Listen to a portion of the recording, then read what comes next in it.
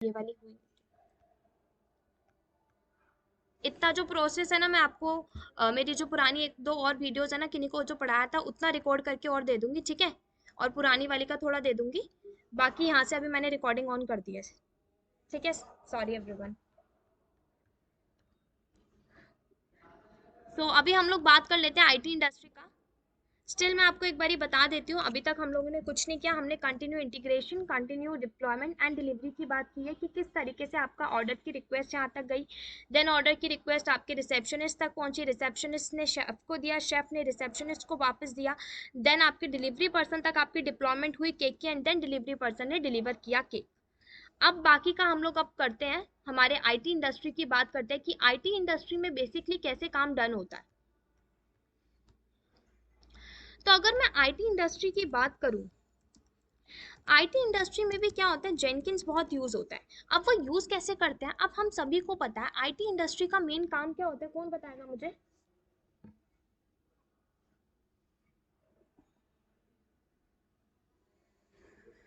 कौन बताएगा IT industry का काम क्या होता है।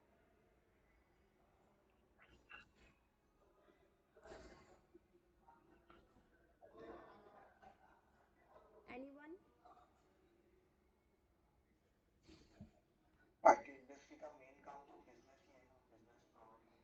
ओके, ठीक है, नेक्स्ट कोई और।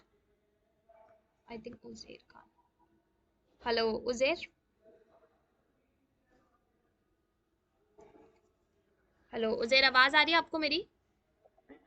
इतनी लेट कैसे।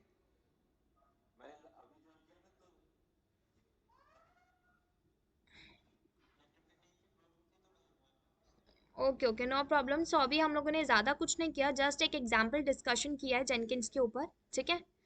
तो आप मुझे बताओ आईटी इंडस्ट्री का काम क्या होता है, जैसे कि अभी आपने ज्वाइन किया तो अब आपको भी आंसर देना पड़ेगा।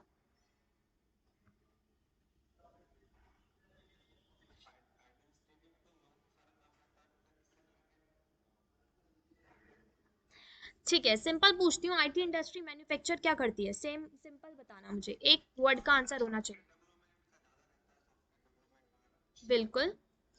सो अगर मैं बात करूँ आईटी इंडस्ट्री के मैन्युफैक्चर की, कि वो मैन्युफैक्चर क्या करती है, वो बेसिकली सॉफ्टवेयर को डेवलप करती है। किसको डेवलप करती है बोलो। सॉफ्टवेयर। तो आईटी इंडस्ट्री का अगर हम मेन काम करें ना, तो मेन सबसे इंपॉर्टेंट काम उनका यही होता है, सॉफ्टवेयर। उसी के बाद सारे प्रोसेस चलते हैं। अगर उनके पास सॉफ्टवेयर ही ना हो तो वो मैनेज किसको करेंगे, क्यूबिनिटीज से, है ना। सॉफ्टवेयर ही नहीं है तो वो अपने डॉकर का जो एनवायरनमेंट है किसके ऊपर सेटअप कर रहे हैं। सॉफ्टवेयर ही नहीं है तो इंटीग्रेशन कैसे डन हो रहा है, डिप्लॉयमेंट कैसे हो रही है, आपका कोड कहाँ पे जाके सेव हो रहा है। आपके पास सॉफ्टवेयर तो होना चाहिए ना। तो आईटी इंडस्ट्री आपका सॉफ्टवेयर मैन्युफैक्चर करती है, एंड देन आफ्टर हमारे ये टूल्स जनरेट हुए हैं। हमारा हो गया आपका डिवॉप्स का जो पूरा का पूरा पैकेज है, उसके अंदर आपके जो टूल्स हैं, Linux, Ansible, Kubernetes, Docker, GitHub, Azure, ये सब किसके ऊपर है, ये सारे आईटी इंडस्ट्री के जो सॉफ्टवेयर्स होते हैं, उन्हीं के प्रोसेस को और इजी वर्क करने के लिए, हर चीज़ को ऑटोमेशन पे डालने के लिए, टेक्नोलॉजी को अच्छे से वर्क करने के लिए हमारे आईटी इंडस्ट्री में इन सभी टूल्स की यूज़ किया जाता है।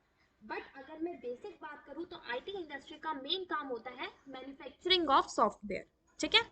तो ये डेवलपमेंट करते हैं सॉफ्टवेयर की। अब मान लो इन्होंने डेवलप किया तो उसके लिए इनको किसकी रिक्वायरमेंट पड़ेगी, एक डेवलपर की पड़ेगी ना।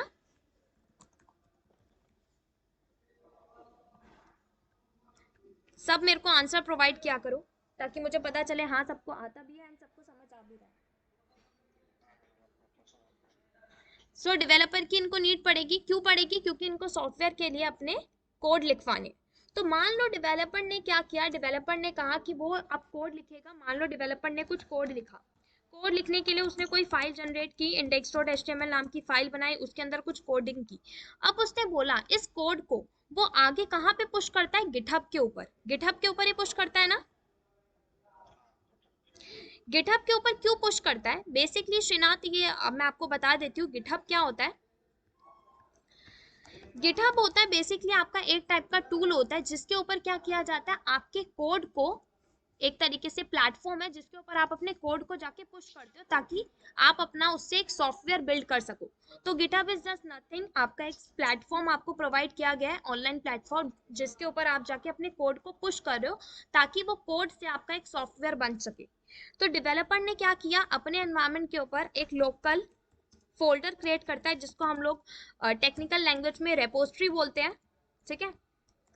तो टेक्निकल लैंग्वेज में रेपोजिटरी होता है, लेकिन अगर आपका नॉर्मल लैंग्वेज में मैं बात करूँ, जैसे आपका फाइल मैनेजर अगर मैं अभी ओपन करूँ तो ये सारे के सारे जो मेरे सामने आएंगे ना फोल्डर्स आते हैं, ये सारे के सारे क्या है, फोल्डर्स है। ये रहा फोल्डर, ये रहा फोल्डर, ये रहा फोल्डर, ये रहा फोल्डर, है ना। तो इसी तरीके से क्या होता है, हमारा टेक्निकल लैंग्वेज में उन्हीं फोल्डर्स को हम लोग रेपोजिटरी बोल देते हैं। अब क्या हुआ है, डेवलपर ने अपने सिस्टम के ऊपर एक फोल्डर क्रिएट करता है, उस फोल्डर को वो एक लोकल रेपोजिटरी बनाता है। लोकल मतलब कि उसके ऊपर सिर्फ और सिर्फ आपका कोड पुश होगा, उसके अलावा उसके ऊपर आप कुछ काम ज्यादा कर नहीं सकते। आपका जब मेन कोड आपकी रिमोट रेपोजिटरी के ऊपर जाएगा, विच मीन्स आपकी मेन सेंट्री लोकेशन पर जाएगा, सेंटर फोल्डर पर जाएगा, तब जाके आपका वो कोड एक सॉफ्टवेयर के अंदर एक फॉर्म में बिल्डअप होने के लिए कैपेबल होता है। तो गिटहब एक ऐसा प्लेटफॉर्म होता है जो आपको ऑनलाइन मिल सकता है, आपको साइन अप करना पड़ेगा जस्ट गिटहब के ऊपर, तो आपका गिटहब के एक फुल लाइक कॉन्फ़िगरेशन डन होके आपको एक पूरा का पूरा सेटअप प्रोवाइड हो जाएगा, पूरी साइट आ जाएगी आपके सामने। तो गिटहब के ऊपर क्या होता है, आपकी एक रिमोट रेपोजिटरी, एक सेंट्रलाइज लोकेशन आपको प्रोवाइड की जाती है जिसके ऊपर जाकर आप अपने कोड को भेजते हो। तो जब हम गिटहब पढ़ेंगे तो इसको और अच्छे से क्लियर करेंगे। अभी जस्ट मैं आपको ओवरव्यू दे रही हूँ कि गिटहब के ऊपर क्या होता है। गिटहब में कुछ नहीं होता, आपके कोड को पुश किया जाता है ताकि आपके कोड से आप आगे जाके एक सॉफ्टवेयर बना सको, ठीक है। अब क्या होता है, अब गिटहब के बाद हमारा कोड कहाँ जाता है। अगर मैं बात करूँ तो गिटहब के बाद मुझे कौन बताएगा कोड को क्या किया जाता है, हमारे बिल्ड किया जाता है। कोड को हम लोग करेंगे बिल्ड, तो उसके लिए हम लोग क्या बनाएंगे, हमारे एनवायरनमेंट पे एक प्राइवेट सर्वर लॉन्च कर लेंगे बिल्डिंग करने के लिए, है ना। और बिल्डिंग सर्वर को बिल्ड करने के लिए भी हमारे पास एक टूल होता है। कौन सा टूल होता है, माविन होता है ना। बिल्कुल, माविन भी होता है हमारे पास, ग्रेडल है हमारे पास, एंट है हमारे पास। बट ये, हाँ, ये सारे कब परफॉर्म होते हैं, अगर आप माविन का यूज करो तो कब यूज करोगे, क्यों, जब आपके पास, बिल्कुल बिल्कुल बिल्कुल सही, ये किसने बताया, बिल्कुल राकेश, बिल्कुल सही बोला आपने। अगर आप जावा लैंग्वेज के ऊपर अपना कोई भी कोड को पुश कर रहे हो जावा लैंग्वेज के फॉर्म में, तो आप किसके फॉर्म में बिल्डअप करोगे अपने कोड को, माविन का यूज करोगे। अगर आप ग्रेडल का यूज कर रहे हो, विच मीन्स अगर आपने एक एंड्रॉइड के लिए आपने कोई लैंग्वेज यूज की है, एंड्रॉइड लैंग्वेज का यूज करके आपने अपने कोड को बनाया है ताकि आप एंड्रॉइड के लिए यूज कर सको, तो आप उसमें ग्रेडल का यूज करते हो। एंड डॉट नेट के भी हमारे वो चलते हैं, लाइक अगर आप स्क्रिप्टिंग वगैरह कर रहे हो एंड डॉट नेट का यूज कर रहे हो लैंग्वेज का, देन आप उसके लिए आप एंड का यूज करो। तो ये तीन हमारे कुछ बिल्डिंग सर्वर्स होते हैं, बिल्डिंग टूल्स होते हैं जिनका हम यूज करते हैं। बट हम लोग मोस्टली जेनकिंस के केस में जावा लैंग्वेज प्रेफर करते हैं। तो जेनकिंस में ज़्यादातर जावा लैंग्वेज ही चलती है आपकी, एंड इट इज़ नॉर्मल। तो जब हम जेनकिंस का पैकेज भी इंस्टॉल करेंगे तो हम लोग भी सबसे पहले जावा का इंस्टॉलेशन करेंगे। तो इसीलिए जेनकिंस के एनवायरनमेंट में जावा चलती है, तो हम लोग बिल्डिंग सर्वर के फॉर्म में कौन सा टूल यूज करते हैं, माविन, ठीक है। तो यहाँ पे मैं यूज करूंगी माविन का। देन आपका क्या होता है, आपका कोड बिल्ड हो गया। अब उस कोड की बिल्डिंग होने के बाद टेस्टिंग की जाती है ना। तो टेस्टिंग करने के लिए भी हमारे पास एक ऑटोमेशन टूल होता है, वो होता है आपका सोनार क्यूब, ठीक है, जिसमें आपके सोर्स कोड की टेस्टिंग की जाती है। अब सोर्स कोड को टेस्ट कर दिया भाई, हाँ ये सॉफ्टवेयर को जनरेट करने में, एक सॉफ्टवेयर बनने के लिए कैपेबल है, ठीक है। उसके बाद हम लोग क्या कर देते हैं, बिल्ड करने के बाद हमारे सोर्स कोड की टेस्टिंग हो गई। अब क्या किया जाता है, सोर्स कोड को एक पर्टिकुलर, एक बिल्कुल करेक्ट फॉर्म में कंपाइल किया जाता है ताकि वो एक सॉफ्टवेयर ढंग से पूरा प्रॉपर बन सके। यहाँ तक तो देखो उसको कंपाइलिंग, उसकी मर्जिंग हल्की फुल्की की जाती है, लेकिन एक बार टेस्ट करने के बाद उसको दोबारा बिल्ड करवाने के लिए हम लोग क्या कर देते हैं, हम उसको बोलते हैं हम उसको कंपाइल करेंगे, एक बारी सारे के सारे प्रोसेस को कंपाइलिंग करेंगे, ठीक है। तो हम लोग एक और बार हमारे सॉफ्टवेयर को बिल्डअप करने के लिए कंपाइलिंग उसकी जनरेट करते हैं, विच मीन्स एक तरीके से अपने सोर्स कोड को टेस्ट कर लिया आपने, एक बार उसको टेस्टिंग करने के बाद आप क्या कर लो, इसको एक और बार अगर आपको लगता है कोई और सोर्स कोड ऐड ऑन करना है उसकी एक बार कंपाइलिंग कर लो, कोई सोर्स कोड आपको लगता है छूट गया या रिमूव करना है, इन केस मान लो टेस्टिंग ठीक नहीं है तो आप उसके बाद कुछ और ऐड ऑन कर रहे हो, मॉडिफिकेशन कर रहे हो, तो आप कंपाइलिंग कर लो। नहीं करनी कंपाइलिंग कोई दिक्कत नहीं है, कंपाइलिंग का प्रोसीजर इतना इंपॉर्टेंट नहीं, हम लोग इसको स्किप भी कर लेते हैं। कंपाइलिंग के बाद आपकी क्या की जाती है, एक और बार टेस्टिंग की जाएगी, और टेस्टिंग के लिए तब हम लोग लेते हैं, हमारा क्वालिटी टेस्ट किया जाता है हमारे सॉफ्टवेयर का कि भाई हाँ आगे ये हमारा सॉफ्टवेयर किसी भी सिस्टम के ऊपर प्रॉपरली वर्क करेगा कि नहीं करेगा। अब मान लो फॉर एग्जाम्पल मेरा जो सिस्टम है उसके ऊपर मान लो लिनक्स है, आपके सिस्टम पर विंडोज है, किसी और के सिस्टम के ऊपर एंड्रॉइड है, किसी और के सिस्टम के ऊपर मैक है, अलग अलग वर्जन हो गए ना, है ना, हो गए ना अलग अलग वर्जन। तो कभी कभी क्या होता है आपका, अगर आपने मान लो सॉफ्टवेयर बनाया है और वो सॉफ्टवेयर सिर्फ और सिर्फ उस पर्टिकुलर वर्जन पे उस पर्टिकुलर ऑपरेटिंग सिस्टम पर ही वर्क कर रहा है तो ठीक नहीं है ना आपका सॉफ्टवेयर। आप उसके अंदर एडिटिंग करो, मॉडिफिकेशन करो, क्योंकि ऐसा तो पॉसिबल नहीं है कि वर्ल्ड में जितने भी लोग हों वो सभी वही ऑपरेटिंग सिस्टम यूज कर रहे हो, वही वर्जन यूज कर रहे हो ऑपरेटिंग सिस्टम का, ये तो पॉसिबल नहीं है। तो इसीलिए कहा जाता है कि आप एक बारी अपने सॉफ्टवेयर की क्वालिटी टेस्ट करो कि वो हर ऑपरेटिंग सिस्टम के ऊपर, उसके हर एक वर्जन के ऊपर कैपेबल है वर्क करने के लिए कि नहीं। तो उसके लिए हम लोग यूज करते हैं किसका, सेलेनियम का। किसका यूज करते हैं, ठीक है, क्वालिटी टेस्ट के लिए आप सेलेनियम का यूज करते हो। सेलेनियम के बाद अब क्या किया जाता है भाई, हमारा पूरा का पूरा सॉफ्टवेयर पर्टिकुलर पूरा अच्छे से करेक्ट तरीके से पूरा एक्चुअल तरीके से रेडी हो चुका है, अब आप क्या करो उसकी डिप्लॉयमेंट कर लो, है ना। तो डिप्लॉयमेंट के लिए हम लोग कौन सा टूल यूज करते हैं, एनसीबल। तो डिप्लॉयमेंट का मतलब क्या है, आपका रेडी टू मूव सेटअप हो गया, विच मीन्स आपका पूरा सॉफ्टवेयर रेडी है, अब आप इसको आगे जाके मूव कर दो, कहाँ पे डिप्लॉय कर रहे हो, कहाँ पे पहुंचा रहे हो, अपने प्रोडक्शन एनवायरनमेंट पर इसको भेज दो। प्रोडक्शन एनवायरनमेंट पे जाएगा, उसके ऊपर जितने भी सर्वर होंगे उनके ऊपर सॉफ्टवेयर की कोडिंग चली जाएगी, सॉफ्टवेयर आपका पहुंच जाएगा। अब उन सभी सर्वर के ऊपर आपका सॉफ्टवेयर डल चुका है। अब कस्टमर आपके उस पर्टिकुलर सॉफ्टवेयर को अपने सिस्टम के ऊपर डालना चाहता है, तो वो क्या करेगा, आपके डीएनएस के ऊपर हिट करेगा, डीएनएस के ऊपर हिट करने से हमारे सर्वर के साथ वो कनेक्टेड होगा, तो वो सर्वर पर जाएगा, उस सॉफ्टवेयर को यूज करेगा, उसकी पर्टिकुलर साइट पर जाएगा और यूज करके अपना काम निकाल के वापस आ जाएगा। तो यही होता है। तो एनसिबल का काम क्या है, डिप्लॉयमेंट करना, रेडी टू मूव चीज को आगे कस्टमर्स तक पहुंचाना, प्रोडक्शन एनवायरनमेंट तक डिलीवर करना, ठीक है। अब देखो डिप्लॉयमेंट का सॉफ्टवेयर आपका एनसिबल अभी हम लोगों ने लिया है ऑटोमेशन टूल, जरूरी नहीं है एनसिबल, आप शेल स्क्रिप्टिंग का भी यूज कर सकते हो, अगर आप स्क्रिप्टिंग की फॉर्मेट में कर रहे हो तो आप शेल स्क्रिप्टिंग यूज करो, वो भी इजी टू यूज है। लेकिन मोस्ट फेमस अगर हम बात करते हैं तो वो एनसिबल होता है, दैट्स वाई सभी लोग एनसिबल की साइड ऑप्ट करते हैं ज्यादा, ठीक है।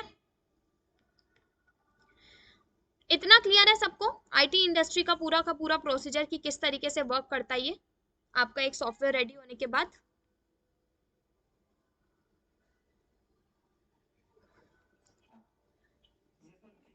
ठीक है, मैं जैसे बोल रही हूँ स्टार्टिंग से मुझे सभी के रिस्पॉन्स चाहिए, तो लास्ट बाय बोल रही हूँ मैं, मुझे सब रिस्पॉन्स प्रोवाइड करना, ठीक है। अब मान लो ये आपका एक प्रोडक्शन एनवायरनमेंट है, इस प्रोडक्शन एनवायरनमेंट के ऊपर आपने क्या कर रखा है, अपनी कंपनी के प्रोडक्शन एनवायरनमेंट के ऊपर आपने कुछ सर्वर्स लॉन्च कर रखे हैं, जैसे एक ये सर्वर हो गया आपका, एक ये सर्वर हो गया, आपने इतने सारे सर्वर लॉन्च कर लिए। अब आपने क्या किया है, सर्वर लॉन्च करने के साथ साथ आपने अपने प्रोडक्शन एनवायरनमेंट को बोला है कि आप ना अपने एनवायरनमेंट पर दो लोड बैलेंसर भी रेडी रखो, और आपने एज एन लाइक एक कंपनी के अंदर सीधा प्रोडक्शन एनवायरनमेंट में डिप्लॉयमेंट करना ठीक नहीं होता, तो आपने अपने सिस्टम के ऊपर क्या कर रखा है, अपने एनवायरनमेंट के ऊपर एक प्री प्रोडक्शन एनवायरनमेंट भी लगा रखा होता है। तो प्री प्रोडक्शन एनवायरनमेंट क्या होता है, आपने यहाँ पे तो ऊपर प्रोडक्शन एनवायरनमेंट बना दिया और नीचे आपने लगा दिया pre production environment, which means एक तरीके से आपका एक टेस्टिंग एनवायरनमेंट है और एक आपका मेन एनवायरनमेंट है जिसके ऊपर जाके आपका सॉफ्टवेयर डिप्लॉय होगा और आपके कस्टमर्स एक्सेस कर सकेंगे। तो मान लो ये मेरा प्री प्रोडक्शन एनवायरनमेंट है, इसके ऊपर भी मैंने दो लोड बैलेंसर लगा दिया। लोड बैलेंसर को मैंने क्या बोल दिया, डीएनएस के साथ कनेक्ट कर दिया, ठीक है, ये डीएनएस के साथ कनेक्टेड है मेरे डोमेन नेम सर्वर, जिसके थ्रू मेरे जो कस्टमर्स है वो सीधा मेरे सर्वर के डोमेन के ऊपर हिट करे, ना कि उसकी आईपी एड्रेस के ऊपर हिट करे। ठीक है, डीएनएस सर्वर लगा दिया मैंने। अब मान लो प्री प्रोडक्शन एनवायरनमेंट पे हम लोगों ने हमारे डिप्लॉयमेंट करी है हमारे सॉफ्टवेयर को, और सॉफ्टवेयर को एक्सेस करने के लिए मैंने खुद ही से अपनी कंपनी के कुछ बंदों को बोल दिया है कि तुम लोग को क्या करना है, इस डीएनएस सर्वर के ऊपर हिट करना है। इस डीएनएस सर्वर के ऊपर मैंने प्राइवेट आईपी लगा रखी है, तो तुम लोग इसके ऊपर हिट करो। ये लोग मेरे डीएनएस सर्वर पर हिट करेंगे, डीएनएस सर्वर आगे लोड बैलेंसर तक ट्रैफिक को पहुंचाएगा, लोड बैलेंसर आगे क्या करेगा, ट्रैफिक को डिस्ट्रीब्यूट करेगा आपके इन सर्वर के ऊपर। ठीक है, तो अगर इन दोनों के सिस्टम इन सर्वर के ऊपर वर्क कर गए, या फिर मान लो इन दोनों का जो दो है यहाँ पे, अगर 5-6 लोग होते तो हर सर्वर के ऊपर चलेगा, और हर सिस्टम अलग अलग ऑपरेटिंग सिस्टम को सपोर्ट कर रहा है और अलग अलग वर्जन को सपोर्ट कर रहा है, तो मुझे पता चलेगा हाँ मेरा सॉफ्टवेयर अच्छे से वर्क कर रहा है नहीं कर रहा। और वो कहाँ पता चलेगा, प्री प्रोडक्शन एनवायरनमेंट में सेटअप के बाद। अगर आप सीधा डिप्लॉयमेंट प्रोडक्शन एनवायरनमेंट में कर देते हो तो वो आगे जाकर आपको और आपके कस्टमर्स को इशू आ जाता है। क्यों? क्योंकि देखो सॉफ्टवेयर अगर वर्क नहीं किया किसी और के सिस्टम के ऊपर तो इशू आना पॉसिबल है। अगर मान लो अभी तो हम लोगों ने कोई सॉफ्टवेयर बनाया, मान लो आपने सॉफ्टवेयर बना दिया, लाइक पेटीएम के फॉर्म में एक आपने एक सॉफ्टवेयर लॉन्च किया है, पेटीएम क्यूए करके आपने एक सॉफ्टवेयर बनाया। ठीक है, पेटीएम क्यूए। अब इसके ऊपर लोग क्या करेंगे भाई, इसके ऊपर लोगों ने यूज करना शुरू कर दिया, ट्रांजेक्शन कर रहे हैं। ठीक है, किन्हीं के पैसे डेबिट हो रहे हैं, किन्हीं के क्रेडिट हो रहे हैं, ये प्रोसीजर हो रहा है, सब कुछ गलत हो रहा है। तो ये तो ठीक नहीं है ना, क्योंकि इस टाइम पे तो ये आपका एक मेन इशू बन सकता है ना।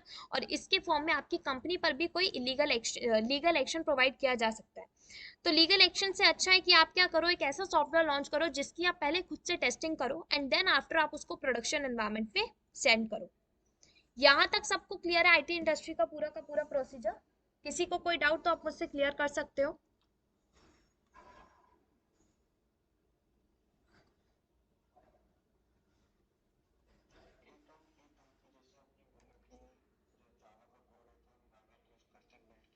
हम्म।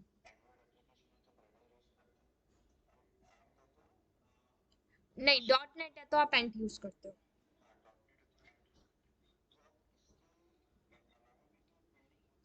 बिल्कुल बिल्कुल। हाँ, देखो उनके बहुत सारे बिल्डिंग के प्रोसीजर होते हैं, बहुत सारे सॉफ्टवेयर है बिल्डिंग करने के लिए, सबके अपने अपने खुद के लैंग्वेजेस होते हैं। काफ़ी काफ़ी टाइम तो ये होता है इंडस्ट्रीज ने अपनी खुद की लैंग्वेज क्रिएट करके अपने कोड को बनाया है, और उसके अंदर अपनी एप्लीकेशन को बनाने के लिए वो कोडिंग कर रखी है, तो वो तो हमें समझ नहीं आ सकती। तो ऐसे बहुत सारे होते हैं, मैंने आपको मेन मेन बताया है क्योंकि जो मोस्टली यूज़ किए जाते हैं।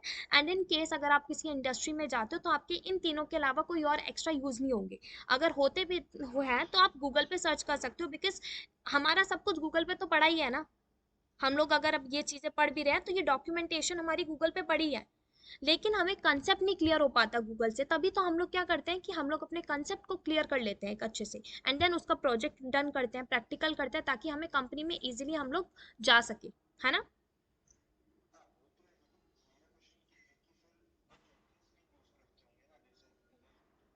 हम्म।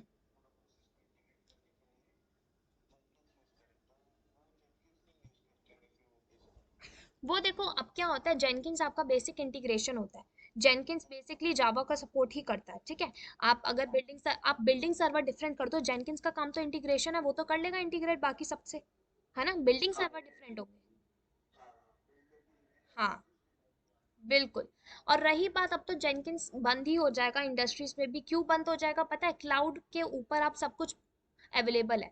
क्लाउड ने अपना क्यूबरनेटीज सेटअप बना लिया, अपना गिटहब का सेटअप बना दिया, अपना कोडिंग का बना दिया इंटीग्रेशन करने का, तो अब जेनकिंस भी बंद ही हो जाएगा। क्योंकि अगर आप आईटी इंडस्ट्री में सब कुछ क्लाउड के ऊपर कर रहे हो तो फिर जेनकिंस का क्या यूज। लेकिन बेसिक क्लियर करने के लिए हम लोग जेनकिंस की नॉलेज रखते हैं, है ना। ठीक है, यहाँ तक तो सबको क्लियर कि बेसिकली अभी हम लोग क्या कर रहे थे। अभी तक अगर आप लोगों ने किसी ने लाइक अगर अभी तक नोटिस किया, ये सब कुछ हम लोग मैनुअली डन कर रहे हैं ना। डेवलपर ने कोड लिखा, गिटहब पे पुश किया, गिटहब से आगे कोड हमें माविन के ऊपर, जो यहाँ पे इंजीनियर बैठा था माविन के ऊपर बिल्डिंग सर्वर को बनाने के लिए, हमारे कोड को बिल्ड करने के लिए माविन पे जाकर उसने ये किया, फिर टेस्टिंग के लिए भेजा गया, फिर सॉफ्टवेयर की कंपाइलिंग हुई, देन क्वालिटी टेस्ट हुआ, देन डिप्लॉयमेंट हुई, देन जाके आपका वो प्रोडक्शन या प्री प्रोडक्शन एनवायरनमेंट में भेजा गया। तो अभी तक सब कुछ काम आपका मैन्युअली डन हो रहा है। तो इसी वजह से मार्केट में हमारा कौन सा ऑटोमेशन टूल आया कि हमें मैन्युअली काम ना करना पड़े, हमारा सब काम ऑटोमेशन पे हो, सभी का टाइम यूटिलाइज किया जा सके, कोई ऐसा ना हो कि कोई बंदा फ्री बैठा है। तो यहाँ पे कौन आया? जेनकिंस। ठीक है, जेनकिंस ने काम को कैसे यूज किया? जेनकिंस ने कहा कि वो CI/CD पाइपलाइन अब यहाँ पे यूज करेगा। जेनकिंस ने क्या कहा? डेवलपर ने जैसे ही गिटहब के ऊपर कोड को पुश किया, जेनकिंस ने हमने गिटहब को जेनकिंस के साथ इंटीग्रेट किया और जेनकिंस ने ही बिल्डिंग का प्रोसेस कर दिया, टेस्टिंग कर दी, कंपाइलिंग कर दी, क्वालिटी टेस्ट कर दिया। हमने जेनकिंस के अंदर जॉब रन कर दी और इसके अंदर प्लगइन्स डाल दिए, ये सारे के सारे प्लगइन्स। तो अब क्या हुआ? हमें अलग से इतने सारे सर्वर की रिक्वायरमेंट नहीं पड़ी, हमारे रिसोर्सेज बच गए, पैसे बच गए, हमें कोई अलग से सेटअप नहीं खरीदना पड़ा, बाहर से हमें सर्वर नहीं लगाने पड़े, उनके ऊपर हार्ड डिस्क नहीं डालनी पड़ी, CPU नहीं डालना पड़ा, हमारा काम डन हो गया जेनकिंस के ऊपर ही, हमने प्लगइन्स बस इंस्टॉल की।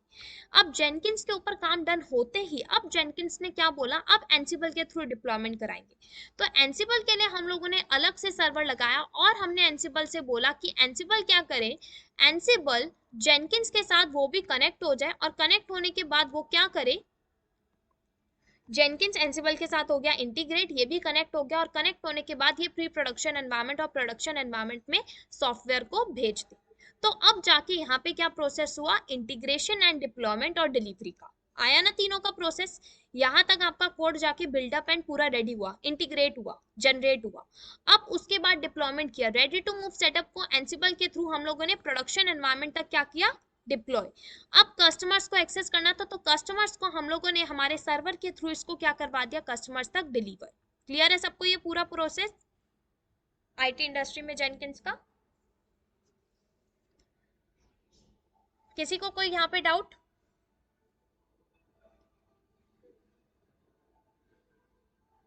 सब रिस्पॉन्स दो। ठीक है, ठीक है, यहाँ तक हमारा क्लियर है। बेसिक अगर मैं बात करूँ तो जेनकिंस आपका यही है, CI/CD फीचर ये प्रोवाइड करता है। ठीक है, और यही होता है CI/CD फीचर, जिसमें आपका काम आपका ऑटोमेशन पे जनरेट हो रहा है, ऑटोमेशन पे ही डिप्लॉय हो रहा है। कोई अलग से बैठा नहीं है कि भाई अपना टाइम वेस्ट कर रहा है, बैठा हुआ है, जब तक कि दूसरा बंदा अपना कोड नहीं भेजेगा सामने वाला बंदा बैठा हुआ है, ऐसा कुछ नहीं होता। काम खुद ब खुद चलता है, सब कुछ ऑटोमेशन पे डन होता है। ठीक है, अब बात आती है, अब हमारी बात आती है, ये तो बेसिक हमारा इंट्रोडक्शन था जेनकिंस का। अब हम लोग क्या करने वाले हैं? अब हम लोग इंस्टॉलेशन की बात करेंगे कि कैसे हम लोग जेनकिंस की इंस्टॉलेशन करेंगे। तो जेनकिंस की इंस्टॉलेशन में आपको दो टाइप से बताऊंगी, एक तो आपका डॉकर वे भी बताऊंगी कि डॉकर हब के ऊपर आप कैसे इंस्टॉलेशन करते हो। ठीक है, एंड दूसरा मैं आपको बताऊंगी आप नॉर्मल अपने, अगर आप क्लाउड के ऊपर जेनकिंस की इंस्टॉलेशन कर रहे हो, VM के ऊपर इंस्टॉलेशन कर रहे हो, या फिर इवन आप किसी अपने विंडोज के एनवायरनमेंट पे करो, तो सेम प्रोसीजर है उनका, और कुछ डिफरेंट नहीं है। मेन हमारा जो थोड़ा वो होगा, हम लोग को डॉकर हब में हमें समझना पड़ेगा। क्यों? क्योंकि अब सब कुछ क्यूबरनेटीज के ऊपर ही होगा, क्लस्टर वगैरह सेटअप करके, तो हमें डॉकर पे ज्यादा फोकस करना है इंस्टेड ऑफ लाइक VM वगैरह पे। मैं आपको लेकिन उसके बारे में भी नॉलेज बता देती हूँ कि किस तरीके से आप सिंपली VM के ऊपर लॉन्च करोगे अपना जेनकिंस। तो सबसे पहले तो मैं just a second, I think किसी ने एडमिट किया है। हेलो, या हाय नितिन। हेलो, इतनी जल्दी कैसे ज्वाइन हो गया? नहीं पता है, अभी पूरा ही इंट्रोडक्शन ही कंप्लीट हो गया जेनकिंस का, तो अब तो इंस्टॉलेशन स्टार्ट हो गई। नो प्रॉब्लम, मैं आपको वीडियो तो प्रोवाइड करा दूंगी, रिकॉर्डिंग। ठीक है, आप रिकॉर्डिंग को एक बार गो थ्रू कर लेना। स्टिल अगर आपको कोई डाउट आता है, इशू आता है, आप मुझसे नेक्स्ट क्लास में इजीली कन्वर्सेशन कर सकते हो उसके ऊपर। ठीक है, बट अब हम लोग इंस्टॉलेशन करते हैं। क्लियर है ना? ओके, बट नेक्स्ट टाइम से बी ऑन टाइम। ठीक है, तो अब हम लोग क्या बात करते हैं इंस्टॉलेशन की प्रोसेस की, कि किस तरीके से जेनकिंस का हम लोग इंस्टॉलेशन करेंगे। किसके ऊपर इंस्टॉलेशन करने वाले हैं? हम लोग डॉकर के ऊपर, एंड हम लोग VM वगैरह के ऊपर देखेंगे कि किस तरीके से करते हैं। तो बेसिक अगर मैं बात करूं जेनकिंस की इंस्टॉलेशन के लिए, मैंने जैसे आपको स्टार्टिंग में ही बता दिया, आपके पास क्या प्री रिक्विजिट होता है। आपको जेनकिंस की इंस्टॉलेशन के लिए जावा होना चाहिए। अगर आप किसी के ऊपर भी एनवायरनमेंट में कर रहे हो तो आपके पास जावा ज़रूर होना चाहिए। आप जावा पहले से ही पैकेज डाल लो अपने एनवायरनमेंट पर, या उसको भी इंस्टॉल करा लो, या फिर जावा के बिना अगर आप कर रहे हो तो वो जेनकिंस सपोर्ट नहीं करता। ठीक है, तो जावा ज़रूर डाल लेना, जावा का पैकेज। अब क्या होता है, अगर मैं जेनकिंस की बात करूं, इसका जो इंस्टॉलेशन होता है, अगर आप अपने ऑपरेटिंग सिस्टम के ऊपर कर रहे हो तो आप विंडोज के एनवायरनमेंट में कर सकते हो, इसका इंस्टॉलेशन इजीली हो जाएगा। विंडोज के एनवायरनमेंट में अब इतना सपोर्ट नहीं करता, बिकॉज हम लोग विंडोज का इतना कोई यूज नहीं करता, अब सब क्लाउड वगैरह पे कर रहे हैं। एंड अगर आप लिनक्स के ऊपर कर रहे हो, सेंटोस के ऊपर कर लो, जैसे आप अपने खुद का VMware वर्कस्टेशन बनाते हो, हाइपरवाइजर डालते हो एंड देन उसके ऊपर VM लॉन्च करते हो ताकि रिसोर्सेज का यूटिलाइजेशन कर सके, तो हम लोग लिनक्स के ऊपर कर सकते हैं। एंड लिनक्स के अंदर लाइक आपका रेडिट के अंदर जो आ जाते हैं, आपका सेंटोस आ गया, फेडोरा आ गया, आपका रेल आ गया, तो इसके ये सारे वेरिएंट के ऊपर आप कर सकते हो। फेडोरा के ऊपर भी कर सकते हो, इवन आप रेल के ऊपर भी कर सकते हो, तो इसके सारे वेरिएंट के ऊपर कर सकते हो। एंड अगर आप क्लाउड के ऊपर कर रहे हो तो क्लाउड के ऊपर आप किस किस पे कर सकते हो, एज्योर के ऊपर कर सकते हो अगर आपको एज्योर की नॉलेज है। अगर आपके पास AWS का अकाउंट है तो आप AWS के ऊपर कर सकते हो, और अगर आपके पास ये दोनों अकाउंट नहीं है तो आप GCP के ऊपर कर लो। तो आप इन सब के ऊपर अपना इंस्टॉलेशन कर सकते हो जेनकिंस का। ठीक है। अगर मैं जेनकिंस की मैक्सिमम लाइक अगर आपको मिनिमम इसकी हार्डवेयर रिक्वायरमेंट या फिर इसकी CPU वगैरह बताऊं, तो ज़्यादा कुछ नहीं, इसकी हार्डवेयर रिक्वायरमेंट आपके पास एटलीस्ट 256 रैम, 256 MB रैम होनी चाहिए आपके पास। ठीक है। एंड देन आपके पास एटलीस्ट 1 GB हार्ड डिस्क होनी चाहिए, इतना सपोर्ट करता है ये, उससे नीचे सपोर्ट कर देता है, बट कभी कभी इशू आ जाता है कॉन्फ़िगरेशन को डन करते टाइम। तो एटलीस्ट 1 GB हार्ड डिस्क आपके पास होनी चाहिए। ठीक है। एंड आपके पास अगर CPU है तो आपके पास अराउंड ऑपरेटिंग सिस्टम के ऊपर अराउंड 1 कोर CPU होना चाहिए, और कभी कभी अगर आपके पास ज़्यादा है तो कोई दिक्कत नहीं, ज़्यादा है तो और भी बढ़िया है, बट मैक्सिमम इसका 1 कोर CPU रिक्वायरमेंट होता है। ठीक है। इतनी रिक्वायरमेंट होती है हमें इसके लिए, इसको इंस्टॉल करने की ज़्यादा कुछ नहीं चाहिए। अगर मैं डॉकर की बात करूँ साथ के साथ, क्योंकि अगर हम लोग अलग से करेंगे तो वो ज़्यादा थोड़ा कॉम्प्लिकेट हो जाएगा, तो डॉकर हब पे हम लोग कैसे इंस्टॉल करने वाले हैं। डॉकर के ऊपर बेसिकली अगर आप डॉकर के मशीन के ऊपर इंस्टॉलेशन कर रहे हो तो डॉकर पे अलग चला जाता है। विंडोज के ऊपर आप सिंपल अपने विंडोज के ऊपर कर रहे हो, आपके फाइल मैनेजर के ऊपर इंस्टॉलेशन का पैकेज दिख जाएगा, उसको ओपन करो, कॉन्फ़िगरेशन डन करो। लिनक्स के ऊपर आप क्या करते हो, आप VM क्रिएट करते हो। अब VM क्या होती है, आपने VM देख लो, लिनक्स के ऊपर भी आप समझ लो और साथ में क्लाउड के ऊपर भी, फिर मैं डॉकर के ऊपर भी साथ के साथ बता दूंगी ताकि फिर हमारा सिंपल इंस्टॉलेशन का प्रोसेस बचे। ठीक है। समझते हैं, मान लो ये आपकी VM है और ये आपका क्लाउड प्लेटफॉर्म है AWS, इसके ऊपर आपने एक EC2 इंस्टेंस लॉन्च किया है। सबको EC2 इंस्टेंस तो पता ही होगा, कुछ नहीं होता, आपकी VMware जैसे होता है ना, आप एक वर्चुअल मशीन सी क्रिएट करते हो, पता है ना सबको।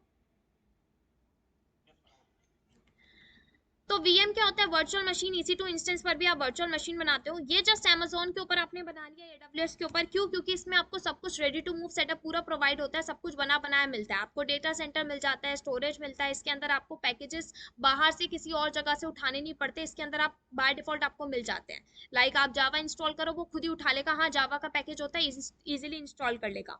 VM के ऊपर कभी कभी हमें दिक्कत आ जाती है, क्यों, क्योंकि उसके ऊपर जैसे कि वर्जन बाय वर्जन चेंज होता है, तो VM के ऊपर वर्जन बाय वर्जन जैसे जैसे चेंज होता रहता है, अपडेट आते रहते हैं, तो वो कभी कभी सपोर्ट नहीं करता, तो मे भी हो सकता है वो सिंपल जावा को ना सपोर्ट करे, वो जावा 2 को सपोर्ट करे, तो हमें ये चेक करना पड़ता है और इसकी अलग से इंस्टॉलेशन करनी पड़ती है।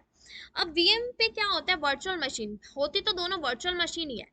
वर्चुअल मशीन के ऊपर अगर आप किसी भी सॉफ्टवेयर की या किसी भी चीज की डिप्लॉय करते हो तो आपका ना बहुत ज्यादा उसमें रिसोर्सेज का यूटिलाइजेशन होता है, सच एज मान लो, अब मान लो मेरा जो सॉफ्टवेयर है, मान लो उसका नाम था इंडिया, नाम का मेरा एक सॉफ्टवेयर है। ठीक है, मैंने एक इंडिया नाम का सॉफ्टवेयर लॉन्च किया, जो बेसिकली क्या सर्विसेज प्रोवाइड करता है, वो आपका ट्रैकिंग के पर्पस के लिए यूज किया जाता है, तो आपने इंडिया नाम का एक सॉफ्टवेयर बनाया ट्रैकिंग पर्पस के लिए। अब क्या हुआ, इंडिया नाम का सॉफ्टवेयर तो आपने बना दिया, आपने अपना सॉफ्टवेयर बनाया, भाई ओल्ड वर्जन था आपके सिस्टम के ऊपर, ऑपरेटिंग सिस्टम का, और आपका जो था वो सपोर्ट कर रहा था लिनक्स को, ओल्ड वर्जन। और मान लो अब आपके सामने कस्टमर्स बैठे हैं, वो बैठे हैं, किसी एक का जो है भाई वो सेंटोस को करता है, सेंटोस के ऊपर न्यू वर्जन को कर रहा है, कोई कर रहा है मैक को, कोई कर रहा है एंड्रॉइड को, कोई कर रहा है आपका उबंटू को। ठीक है, इस तरीके से सबके अलग अलग है। अब मान लो इतने सारे आपके चार अलग अलग सिस्टम के हैं, सबके अलग अलग भाई सिस्टम के ऑपरेटिंग सिस्टम है आपके सर्वर के ऊपर डले हुए। अब आपने क्या किया, अपनी एक वर्चुअल मशीन बनाई, ठीक है, उसके ऊपर आपने क्या कर दिया, मान लो ये एक हाइपरवाइजर डाला आपने, अपने सर्वर के ऊपर एक हाइपरवाइजर इंस्टॉल किया, उसके ऊपर आपने एक ऑपरेटिंग सिस्टम डाल दिया। ठीक है, आपने मान लो यहाँ पे सेंटोस की इमेज ले ली, जिसके ऊपर ऑलरेडी बहुत सारे पैकेजेस होते हैं, और VMware वर्कस्टेशन नाम का आपने एक हाइपरवाइजर डाल दिया। जरूरी नहीं है VMware वर्कस्टेशन डालो, ये आप जब लिनक्स करोगे ना, तो लिनक्स अगर आपको पता ही होगा तो उसमें आपने किया होगा पहले ये प्रोसीजर, या तो आप ओपन स्टैक भी डाल सकते हो, तो वो अप टू यू होता है। अब मान लो मैंने क्या बोला, एक हाइपरवाइजर डाला, उसके ऊपर मैंने छोटी छोटी ना VMs काटनी शुरू कर दी, ये मेरी VM हो गई वर्चुअल मशीन। अब मैंने इसके ऊपर 4 वर्चुअल मशीन बना ली। अब मान लो मेरा जो इसके ऊपर ये पूरी की पूरी सेंटोस से बनी मेरी एक पूरी वर्चुअल मशीन थी, जिसके ऊपर मैंने और सारी वर्चुअल मशीन बना ली, या मेरा पूरा हाइपरवाइजर था। इस सर्वर के ऊपर मान लो मेरा जो रैम थी 12 GB रैम थी, मान लो 12 GB रैम बची थी, ठीक है। और इसके ऊपर मान लो 5 कोर CPU था, और कुछ हार्ड डिस्क मान लो, ठीक है।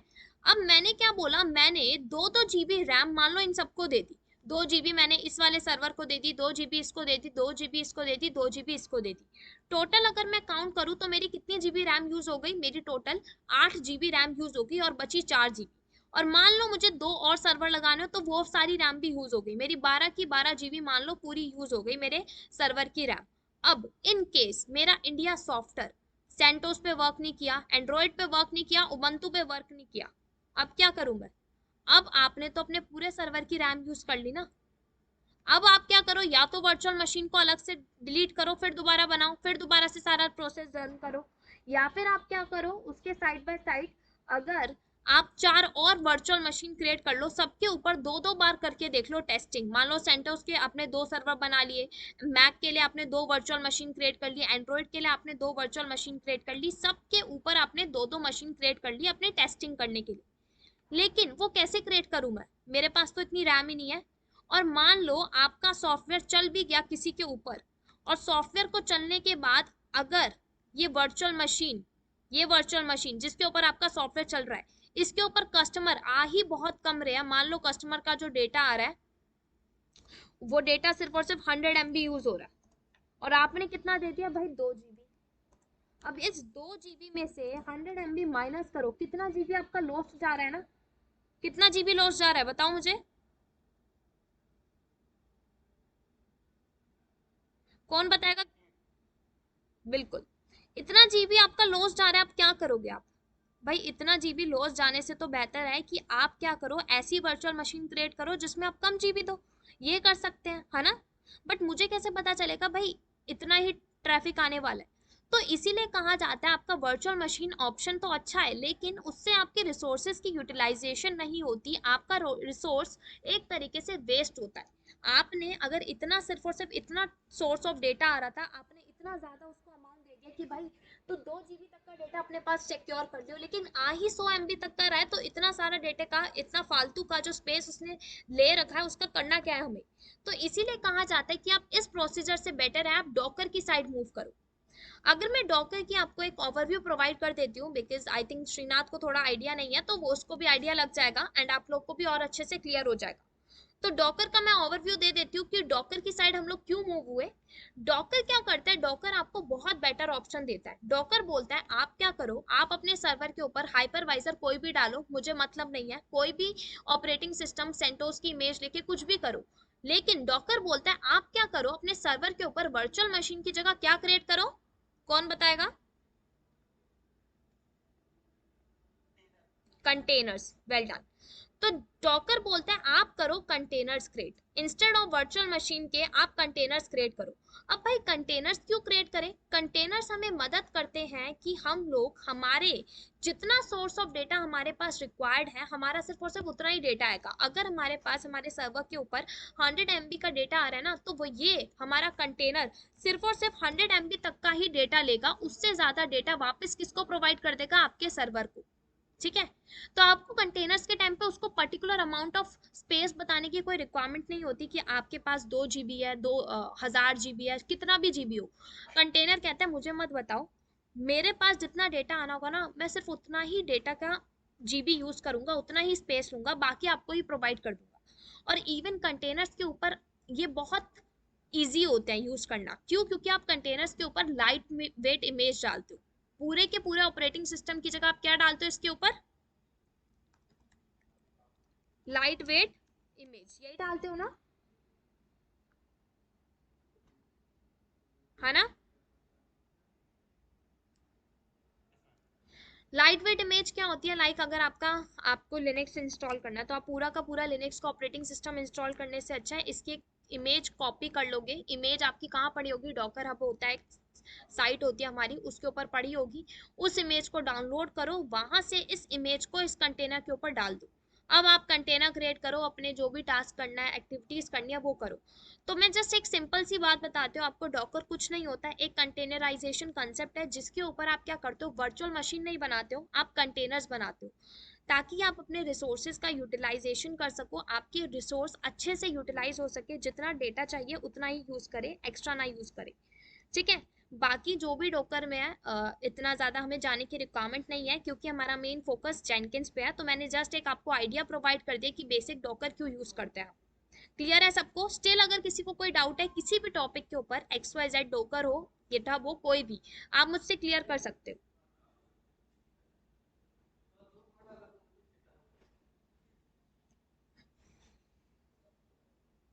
कोई डाउट किसी को? सबको क्लियर है?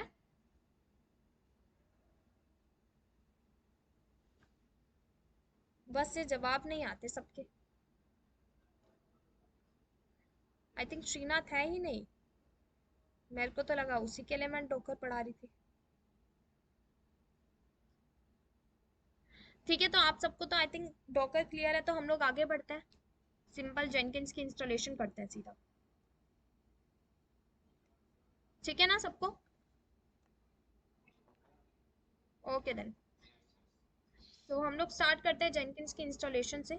जेनकिंस की इंस्टॉलेशन के लिए आप क्या करोगे, आप EC2 हमारा AWS के ऊपर चलते हैं हम लोग, वहां जाके एक इंस्टेंस लॉन्च करते हैं। ठीक है, पहले हम लोग इंस्टेंस के ऊपर देखते हैं, देन डॉकर के ऊपर देखेंगे। सो मैं अपना AWS लॉगिन कर लूँ, मुझे याद भी नहीं कौन सा था उसका, देखते हैं। यही है, मे बी यही वाला। ठीक है, सो हम लोग क्या कर लेते हैं, ये कुछ मुंबई रीजन,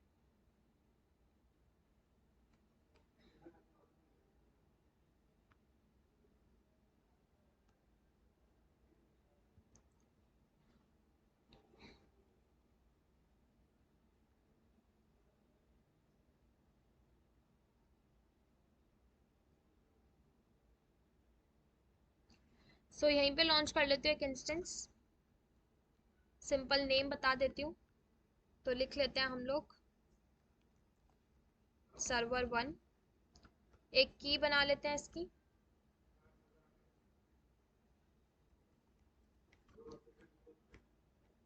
अभी हम लोग को इसका कुछ साइज वगैरह एक्स्ट्रा देने की जरूरत नहीं है, स्टोरेज वगैरह बाय डिफॉल्ट इतना रिक्वायरमेंट हमें ज़्यादा की है भी नहीं, हम लोग को सिंपल इंस्टॉलेशन देखनी है, तो अभी इतना ही रहने देते हैं।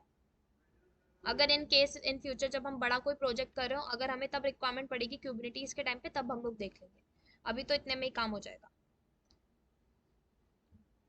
ठीक है, जब आप अपना सर्वर, हम लोगों ने एक इंस्टेंस लॉन्च कर लिया, हम लोग इसकी सिक्योरिटी दे देते हैं ताकि हमारा ये चल सके, बाहर हम ब्राउजर के ऊपर एक्सेस करा रहे हो तो एडिट कर लेती हूँ।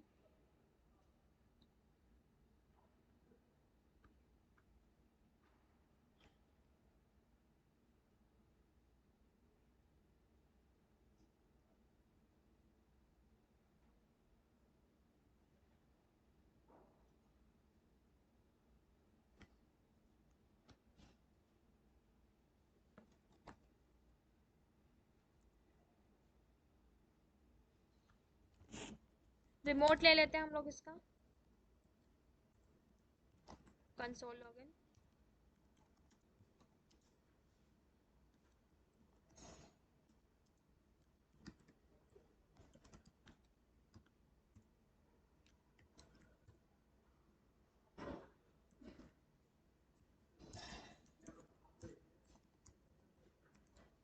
ठीक है, सो सबसे पहले हमें, जैसे मैंने बताया आपको इंस्टॉलेशन करनी है, तो आप सबसे पहले किसका इंस्टॉलेशन करोगे, कौन सा पैकेज डालोगे, जावा का। तो हम लोग क्या कर लेते हैं, यम इंस्टॉल जावा एंड उससे रिलेटेड सारे पैकेजेस, एंड मैं इसको कंफर्मेशन दे रही हूँ -yes, ताकि मुझसे कंफर्मेशन ना मांगे कि आपको पैकेज इंस्टॉल करना है या नहीं करना। तो मैंने इसको पहले ही दे दिया है कंफर्मेशन। तो अभी ये इंस्टॉल कर देगा। एंड देन उसके बाद हम लोग जेनकिंस इंस्टॉल करेंगे हमारे सर्वर पर, फिर इसको ब्राउज करेंगे एंड कॉन्फ़िगरेशन डन करेंगे जेनकिंस की।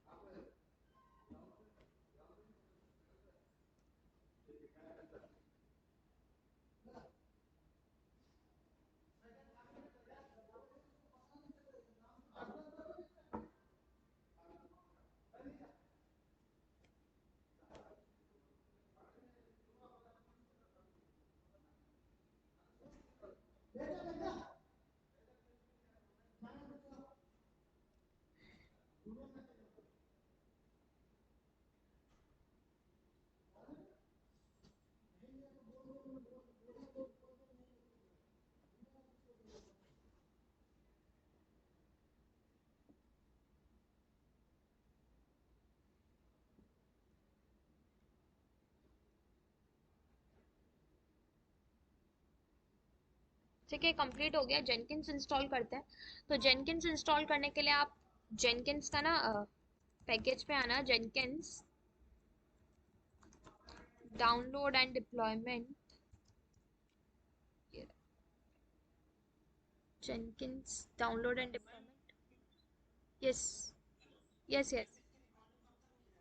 आज ही मैं प्रोवाइड करा दूंगी, जैसी क्लास कंप्लीट होगी ना, आफ्टर इवनिंग तक या फिर आफ्टरनून तक मैं आपको प्रोवाइड करा दूंगी, ठीक है? क्योंकि एक और क्लास है ना।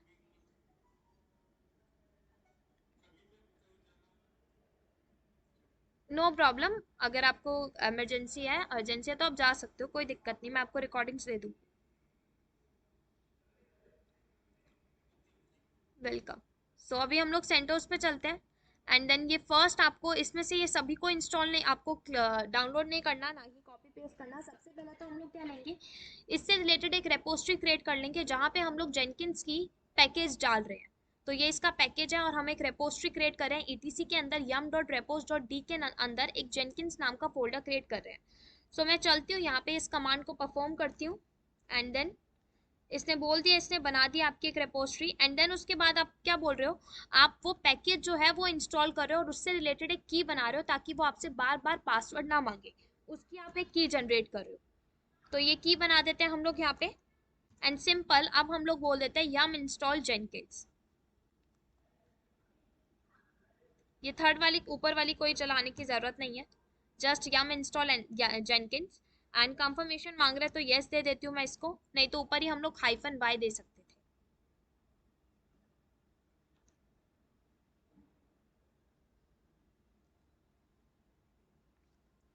ठीक है, अब क्या करना है हमें, इसके बाद जस्ट हमें जेनकिंस का डीमन स्टार्ट इनेबल करना होता है, which is system CTL start Jenkins. और एक बार इनेबल कर लेते हैं इसके डीमन को।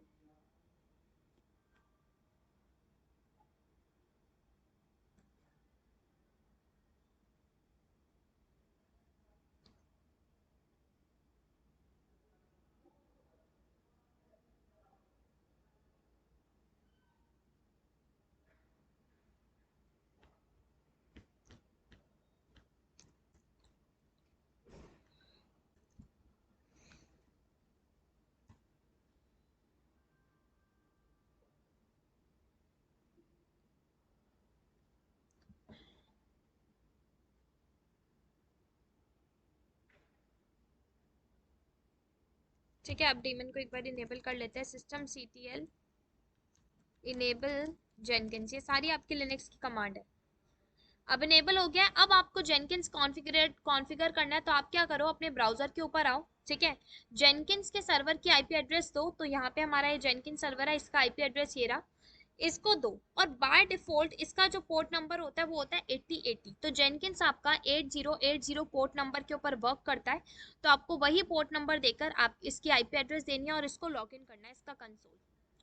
सो अभी आपका ये लॉगिन हो जाएगा। ठीक है, सबसे पहले वो क्या बोल रहा है, अनलॉक जेनकिंस, जेनकिंस को अनलॉक करो। तो जेनकिंस को अनलॉक करने के लिए आपको इसका पासवर्ड की रिक्वायरमेंट होती है। और वो पासवर्ड कैसे मिलता है आपको, आपको उसने एक पाथ बता दिया, वो कह रहा है इस पाथ के ऊपर एंट्री करो और इस पाथ के ऊपर आपको इसका पासवर्ड मिलेगा। तो मैं इसको कॉपी करती हूँ, इस पासवर्ड, इस पाथ को, और इस पाथ को मैं एक बार क्या कर लेती हूँ, रीड कर लेती हूँ इसका पासवर्ड। तो मैंने कमांड चलाई कैट कमांड। तो ये इसका क्या है, ये जो आया आउटपुट इसका ये पासवर्ड है। तो इस पासवर्ड को करो कॉपी, एंड इस पासवर्ड को आप लिख दो यहाँ पे एडमिनिस्ट्रेटर पासवर्ड के अंदर, एंड देन कंटिन्यू। अब ये बोल रहा है कस्टमाइज जेनकिंस। अपने जेनकिंस के लिए आपको अगर कुछ मॉडिफिकेशन डन करनी है तो आप कर सकते हो, सच एस अगर आपको कुछ प्लगइन्स डालनी है, जैसे कि मैंने बताया था कंपाइलिंग, बिल्डिंग, टेस्टिंग की, ये प्लगइन इसके अंदर सजेस्टेड प्लगइन्स में ऑलरेडी होंगी, या आप अपने अकॉर्डिंग भी चूज कर सकते हो सिलेक्ट प्लगइन्स टू इंस्टॉल। तो ये बताएगा, मैंने कहा नहीं मुझे क्या करना है, मैं चाहती हूँ कि ये इंस्टॉल करे अपने अकॉर्डिंग जो सजेस्टेड प्लगइन्स है। तो ये अभी वही इंस्टॉल कर लेगा। देखो ग्रेडल इंस्टॉल हो रही है, एंट इंस्टॉल हो रही है आपके अकॉर्डिंग, अगर आप इनके लैंग्वेजेस का यूज करते हो। ठीक है, जावा के इंस्टेड। क्लियर है ना सबको यहाँ तक अभी? ठीक है, तो अभी ये इंस्टॉल हो जाएगा। जब तक कि इंस्टॉल हो रहा है, तो अभी हम लोग जब जब तक कि इंस्टॉल हो रहा है 5 मिनट्स का ब्रेक ले लें। ठीक है, जब तक कि इंस्टॉल हो रहा है।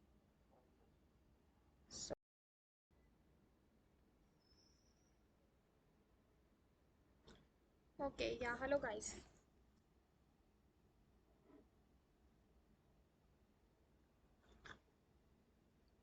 स्टार्ट करें फिर।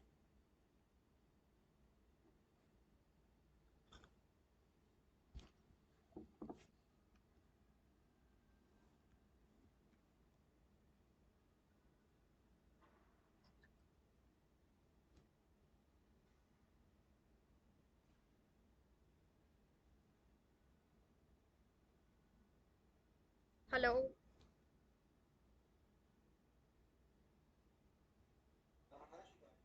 ओके, सो आफ्टर प्लगइन्स ये क्या दिखा रहा है, ये कह रहा है कि आपको क्या करना है, अपना यूजर नेम क्रिएट करना है। ठीक है, पासवर्ड आपको वही कंसोल लॉगिन करना है। तो आपको एक वेब कंसोल में अपना खुद का user name and ID password देना पड़ेगा। तो मैं इसको एक यूजर नेम दे देती हूँ, शिखा अंडरस्कोर शर्मा 45, एंड देन एक पासवर्ड असाइन कर देती हूँ, क्योंकि हमें आगे दोबारा से रिक्वायरमेंट पड़ेगी। तो इसको यूजर नेम दे देते हैं, नहीं तो आप स्किप करके एज एन एडमिन के थ्रू भी लॉगिन कर सकते हो। Save and continue. ये इसका आईपी एड्रेस आपको प्रोवाइड होगा 8080 by default port number, and हमारा ये जेनकिंस अब रेडी है, हम लोग इसको इजीली स्टार्ट कर सकते हैं एंड हमारी जॉब को क्रिएट कर सकते हैं। ठीक है, सो ये तो इंस्टॉलेशन किस पर होती है, हमारी इंस्टेंस के ऊपर, हम लोग किस तरीके से सिंपल हमारी इंस्टॉलेशन करते हैं। सेम प्रोसेस अगर हम लोग डॉकर हब की बात करें, डॉकर होस्ट की बात करें, किस तरीके से हम लोग डॉकर के ऊपर करते हैं, तो डॉकर के ऊपर वही हम लोग को सबसे पहले कंटेनर क्रिएट करना पड़ता है। कंटेनर के ऊपर हम लोग जेनकिंस की इमेज डालते हैं, एंड देन उसके बाद हम लोग हमारा जेनकिंस कॉन्फ़िगर करते हैं। सो अभी अगर मैं देखूँ तो अभी हमारा इंस्टेंस पे तो डन हो गया है। ठीक है, सो डॉकर पे करने से पहले, जैसे कि अभी मैंने अभी आपको क्या बताया कि डॉकर क्या करता है, आपको एक लाइट वेट इमेज के फॉर्म में आप कंटेनर्स क्रिएट करते हो, एंड आपकी रिसोर्सेज की यूटिलाइजेशन होती है, जैसे कि अभी मैंने बताया है ना। क्लियर है ना सबको अभी तक इतना? अब मान लो ये आपकी एक कंपनी है, एबीसी नाम की कंपनी। ठीक है, ये आपकी एक एबीसी नाम की कंपनी है, ये सर्विसेज आपको प्रोवाइड करती है डॉकर से रिलेटेड। ठीक है, ये आपकी और 3 कंपनीज हैं। अब बड़ी बड़ी इंटरनेशनल कंपनीज ले लो, कोई भी ले लो, लाइक गूगल हो गया आपका, टीसीएस हो गया आपका, विप्रो हो गया, सिस्को हो गया, कोई भी। सो इसको ले लेते हैं हम लोग, विप्रो, इसको ले लेती हूँ मैं सिस्को,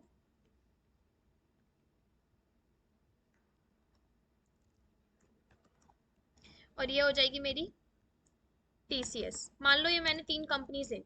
अब मान लो अज्यूम करें, मान लो टीसीएस कंपनी क्या चाहती है, वो चाहती है कि वो अपना प्रोजेक्ट चलाना चाहती है, तो वो चाहती है उसको एक रेडी टू मूव सेटअप मिले जिसके ऊपर लाइक कोई भी ऑपरेटिंग सिस्टम इंस्टॉल्ड हो, ताकि वो अपना वेब कंसोल करके अपने सर्विसेज को, अपनी प्रोजेक्ट्स को डन कर सके। तो अब एबीसी कंपनी एक क्या करती है, ये आपको प्रोजेक्ट्स को रन करने के लिए आपको सॉफ्टवेयर बेस्ड सेटअप प्रोवाइड करती है। जैसे कि आपका क्लाउड होता है ना, उसके ऊपर आपके बाकी सारे लाइक ऑपरेटिंग सिस्टम ऑलरेडी होते हैं, आपको कुछ नहीं करना, जस्ट चूज करना है।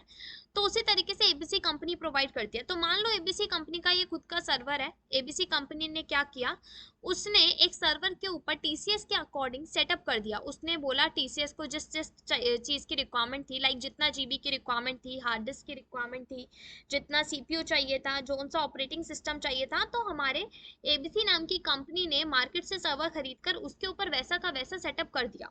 तो मान लो इसको कितना चाहिए था, अज्यूम कर लेते हैं इसको 32 जीबी रैम चाहिए था।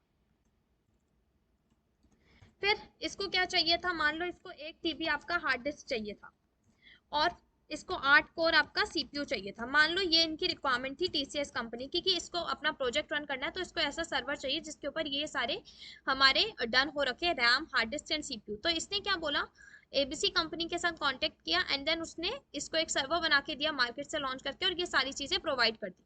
अब मान लो टीसीएस कंपनी ने अपना खुद का सॉफ्टवेयर बनाया, ठीक है, प्रोजेक्ट रन किया, सॉफ्टवेयर बनाया, उस सॉफ्टवेयर के ऊपर उसको इंस्टॉलेशन या इन्होंने अपनी खुद की साइट लॉन्च करी, उसके ऊपर जो कस्टमर्स का एक्सेस है, जहां पे हमने 32 जीबी रैम दे रखा है, वहां पे सिर्फ और सिर्फ 10 जीबी रैम यूज हो रहा है।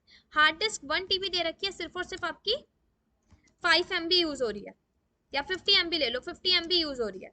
अगर मैं बात करूं 8 कोर सीपीयू की, सिर्फ और सिर्फ 1 कोर सीपीयू यूज हो रहा है। तो यहाँ पे भी तो वेस्टेज है ना, है ना।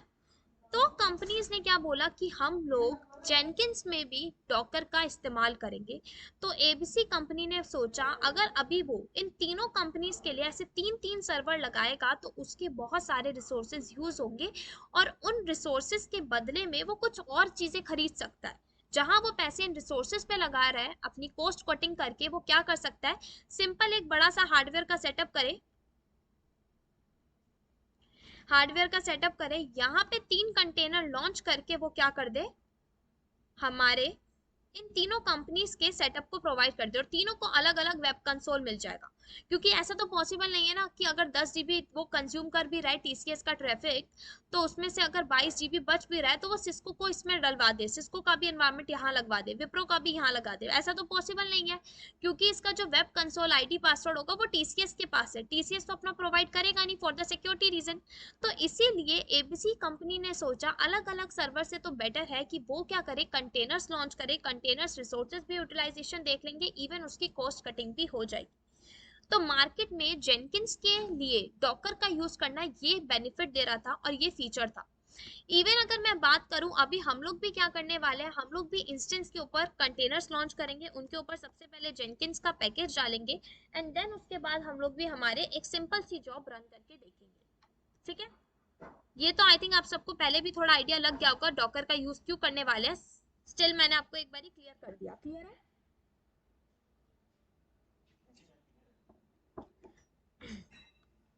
अभी मैं क्या करती हूँ, हम लोग क्या करते हैं, अभी हम लोगों ने ऑलरेडी एक इंस्टेंस लॉन्च कर रखा है ना। इसी इंस्टेंस के ऊपर हम लोग क्या कर लेते हैं, कंटेनर क्रिएट कर लेते हैं, और कंटेनर को जो बाय डिफॉल्ट पोर्ट नंबर इसको 8080 मिलता है ना, उस कंटेनर को एक डिफरेंट पोर्ट नंबर दे दो। तो मान लो मैंने बोल दिया, सबसे पहले तो मैंने इसके ऊपर डॉकर का पैकेज इंस्टॉल किया, या इंस्टॉल डॉकर हाइफन गेस, तो अभी डॉकर का पैकेज डल जाएगा। देन हम लोग डॉकर के बाद इससे बोलेंगे कि क्या करे, ये उसके डेमन को स्टार्ट एंड इनेबल करे।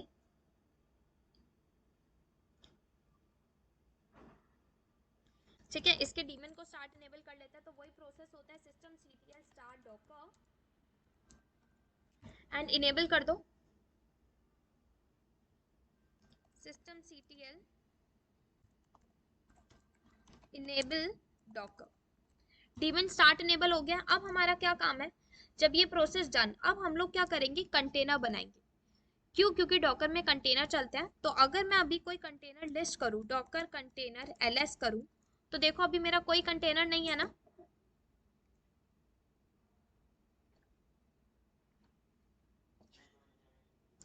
कंटेनर को बनाने से पहले हमें क्या करना पड़ता है?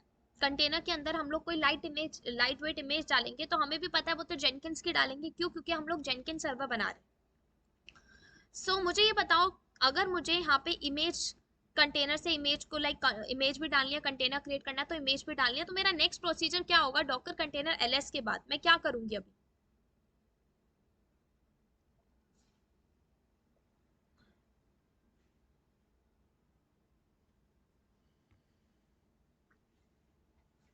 किसी को कोई आइडिया?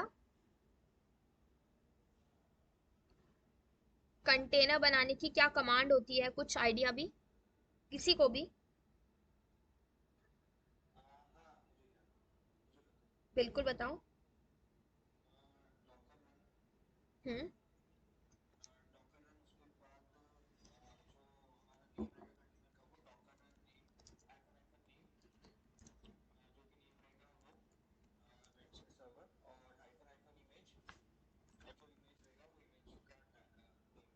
हाँ, तो इमेज हमारी जेनकिंस है ना। यही है ना, बस और कुछ तो नहीं है ना? हो जाएगा? श्योर?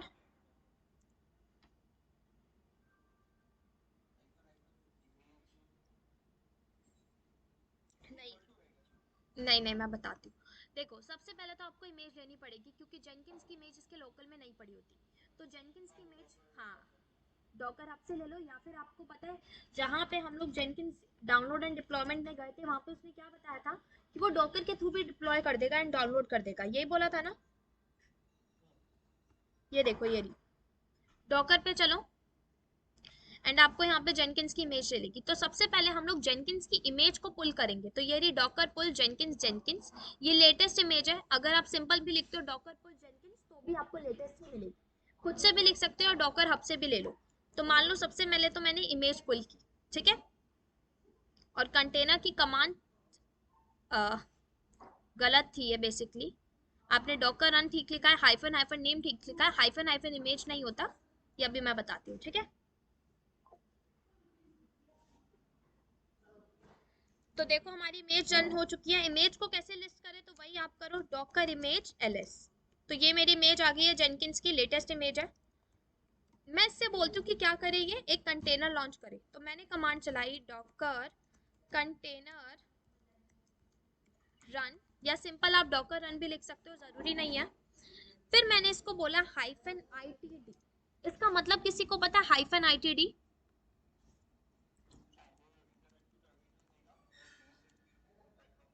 बिल्कुल बिल्कुल सही बोला आपने। आईटीडी विच मीन्स हमारा टर्मिनल को इंटेक्ट देगा वो, ठीक है। विच मीन्स हम लोग बोलते हैं इंटेक्ट मोड में डाल देगा हमारे टर्मिनल को। हमारा टर्मिनल कोई ऑक्यूपाइड नहीं होगा, हम लोग अपने टास्क कर सकते हैं इजीली।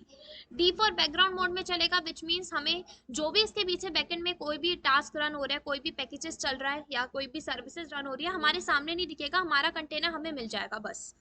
एंड देन मैंने इसके बाद बोला हाइफन हाइफन नेम। तो हाइफन मैं इसीलिए यूज कर रही हूँ क्योंकि ये सारे एक ऑप्शन है, मैं एक्स्ट्रा एट्रीब्यूट लगा रही हूँ अपने कंटेनर को लॉन्च करते टाइम। तो मैंने नेम दिया इसको सर्वर 1। फिर उसके बाद हम लोग इसको क्या देंगे? Port number. पोर्ट नंबर क्यों देंगे? क्योंकि हम लोग इसको बाहर से भी तो एक्सेस करने वाले हैं ना, तो पोर्ट नंबर तो देना ही पड़ेगा हमारे कंटेनर को, है ना। पता है ना सबको पोर्ट नंबर क्यों देते हैं?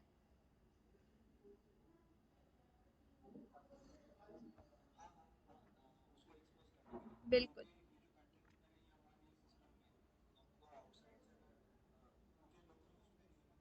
बिल्कुल।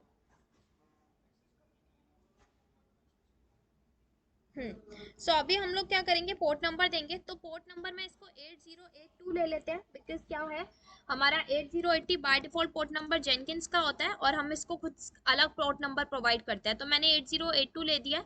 एंड फिर मैं इसको बोल रही हूँ इमेज दे दो। तो इमेज क्या नाम था? जेनकिंस और जेनकिंस, ये हमारी इमेज थी। तो देखो बैकग्राउंड मोड में रन हो गया, विच मीन्स कंटेनर मेरा बन चुका है। चेक कैसे करेंगे? वही कमांड होती है डॉकर कंटेनर ls। तो ये आपका कंटेनर बन चुका है। इसको एक्सेस करना है तो क्या करो, आप अपने सर्वर पर आओ, अपने इंस्टेंस की आईपी दो, पब्लिक आईपी, अपने डॉकर वाला जो भी आपका इंस्टेंस है। देन यहाँ पे पोर्ट नंबर आप 8080 की जगह 8082 दो। किसका पोर्ट नंबर दोगे? कंटेनर का। कंटेनर तो बाय डिफॉल्ट हमारे जेनकिंस के साथ कनेक्टेड ही है, लेकिन हमें बाहर से उसको एक्सेस कराना है तो यहाँ पे हम लोग कंटेनर का पोर्ट नंबर देते हैं, ताकि हमारी आईपी भी हमारे कंटेनर के साथ एक्सेस कर सके। आई थिंक ये ऑलरेडी एक डन हो रखा ना, इस वजह से शायद ये लेना, मुझे ये वाला डिलीट करना पड़ेगा। तो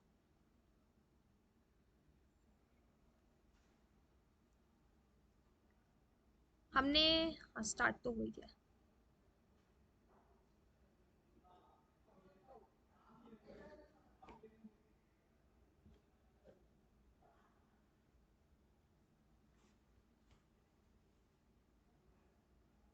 इसको डिलीट करते फिर देखते हैं।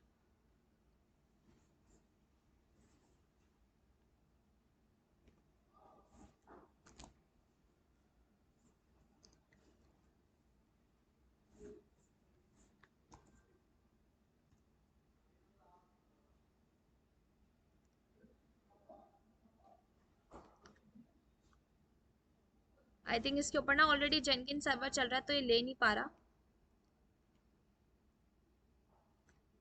जब तक जब तक कि मैं एक डेवलपर का सिस्टम बना लेती हूँ, ताकि हम लोग जब कोड पुश करेंगे तो दिखाना है, जॉब को चलानी है तो वो दिखा देते हैं।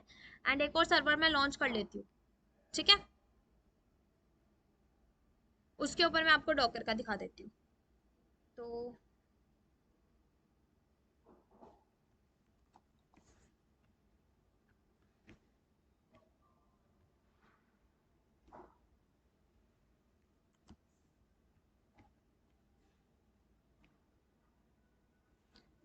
जब तक कि इसको 8080 पे रन करवाती हूँ, ताकि मेरा जेनकिंस चले।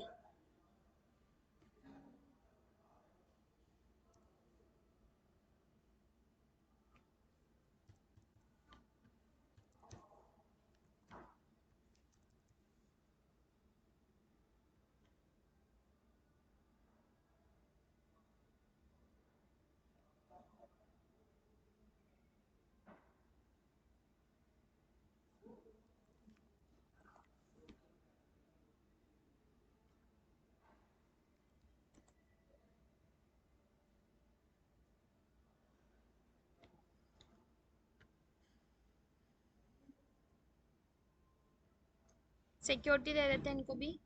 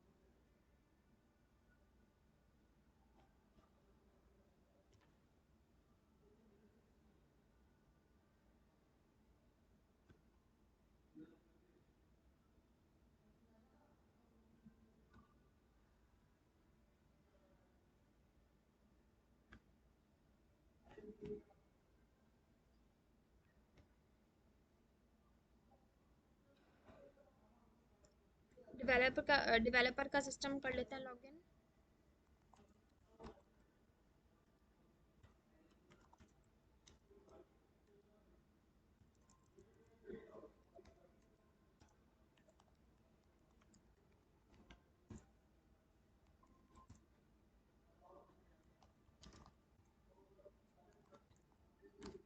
सेम मैं दूसरा एक कर लेती हूँ, इसके ऊपर हम लोग कंटेनर लॉन्च कर लेते हैं और उस वाले को हम लोग एज ए इंस्टेंस ही लॉग इन कर लेंगे।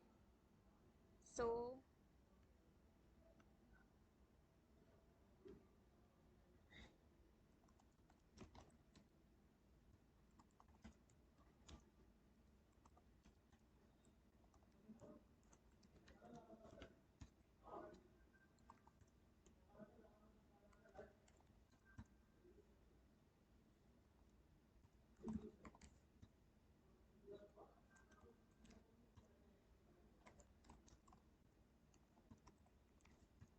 yum install docker -yes, और मेरा इसका कनेक्शन आई थिंक लॉस्ट हो गया है, इसको भी लॉगिन कर लेते हैं side by side.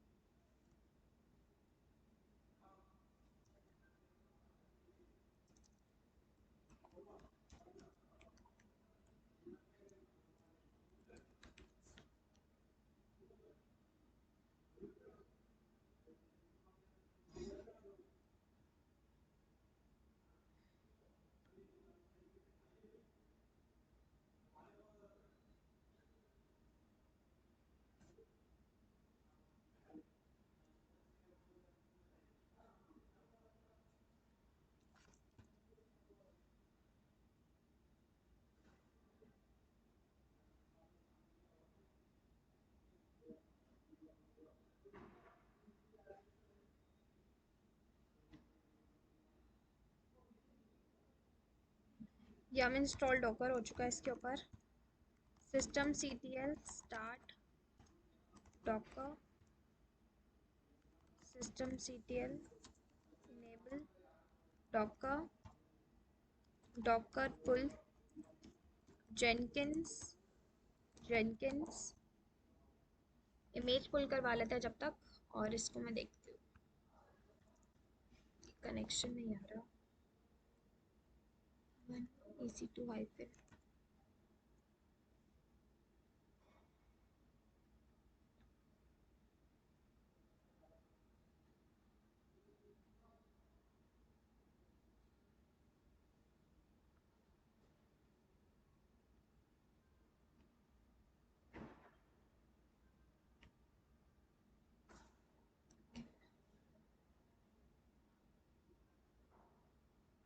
Status 2x2 check तो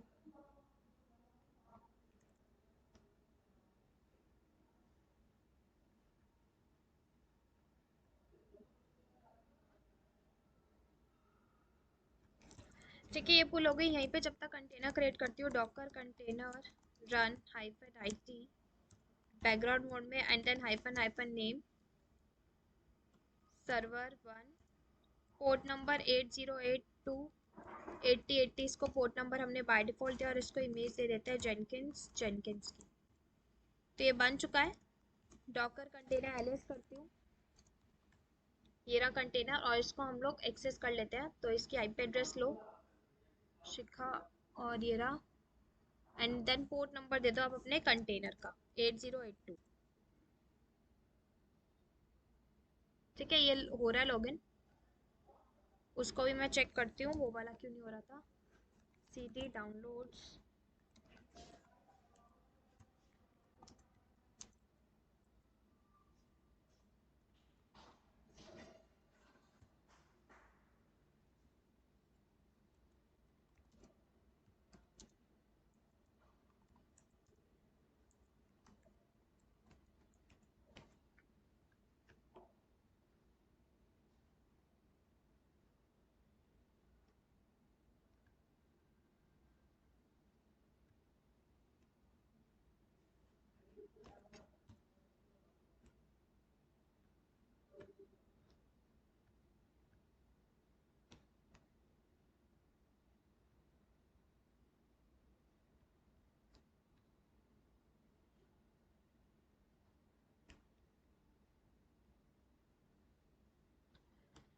ठीक है, ये साइन इन हो गया। इसका भी पासवर्ड आप ऐसे ही ले लोगे, कंटेनर के ऊपर आओगे, कंटेनर के ऊपर आकर इसको बताओगे। कंटेनर के अंदर कैसे आएंगे हम लोग, डॉकर कंटेनर, एक होती है कमांड अटैच। तो अटैच कमांड आप तब यूज करते हो जब आप एक बार कंटेनर के अंदर जाकर एग्जिट करते हो, तब उसके बाद दोबारा से अगर आपको री एंटर करना होता है तब आप अटैच चलाते हो। लेकिन अगर आप सिंपली कमांड के कंटेनर के अंदर जाना चाहते हो, जब आपने कोई कंटेनर को स्टार्ट करते टाइम भी कंटेनर के अंदर नहीं गए होते, तो आपको कमांड डिफरेंट चलानी होती है, और वो कमांड होती है Docker container exec execute another command which is IP intact mode में डाल देना, एंड आपका कंटेनर का नेम सर्वर वन, मैंने कहा मुझे इस कंटेनर के अंदर जाना है और उसको बिन बाय सेल दे देना, तो ये हमें कंटेनर के अंदर ले जाएगा। जब आप एक भी बार एंटर नहीं किए होते अपने कंटेनर के अंदर, तो ये प्रोसीजर होता है कंटेनर के अंदर फर्स्ट टाइम एंटर करने के लिए। तो ये क्या कह रहा है, initial password deny,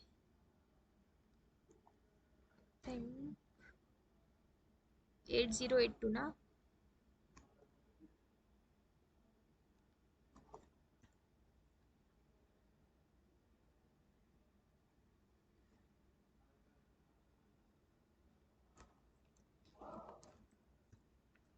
Docker container ls-a,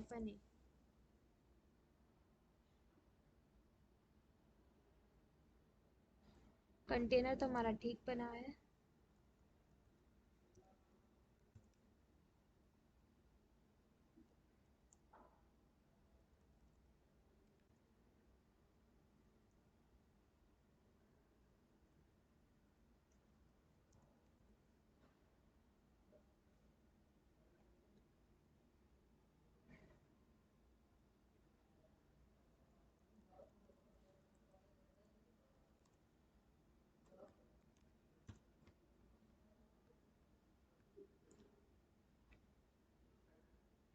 I think server one कौन सा,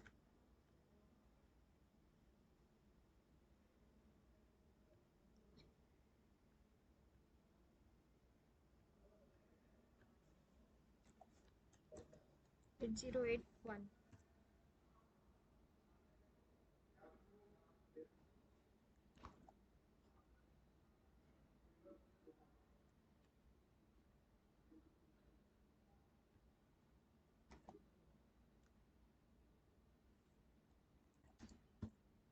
ये आ गया।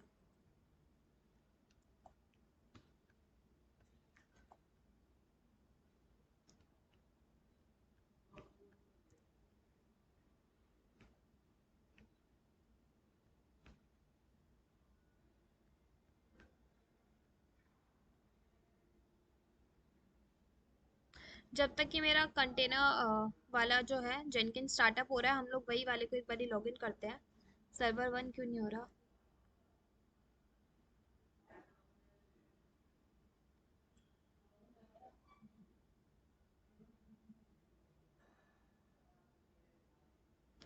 SSH देना पड़ेगा।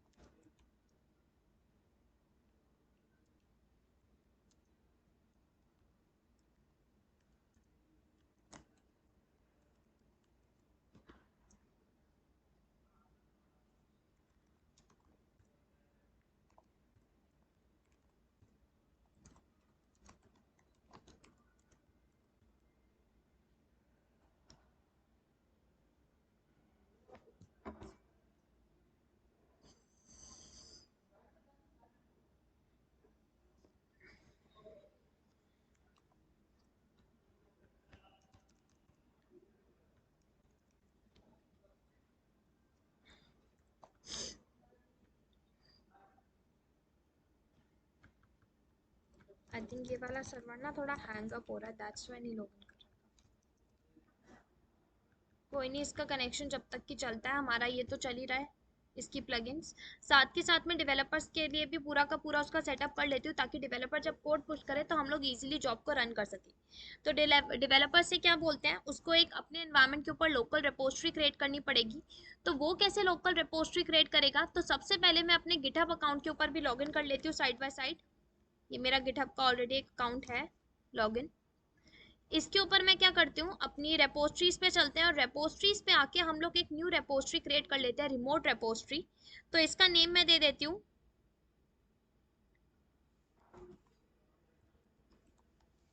एंड पब्लिक बना लेते हैं, क्रिएट रेपोस्ट्री सिंपली।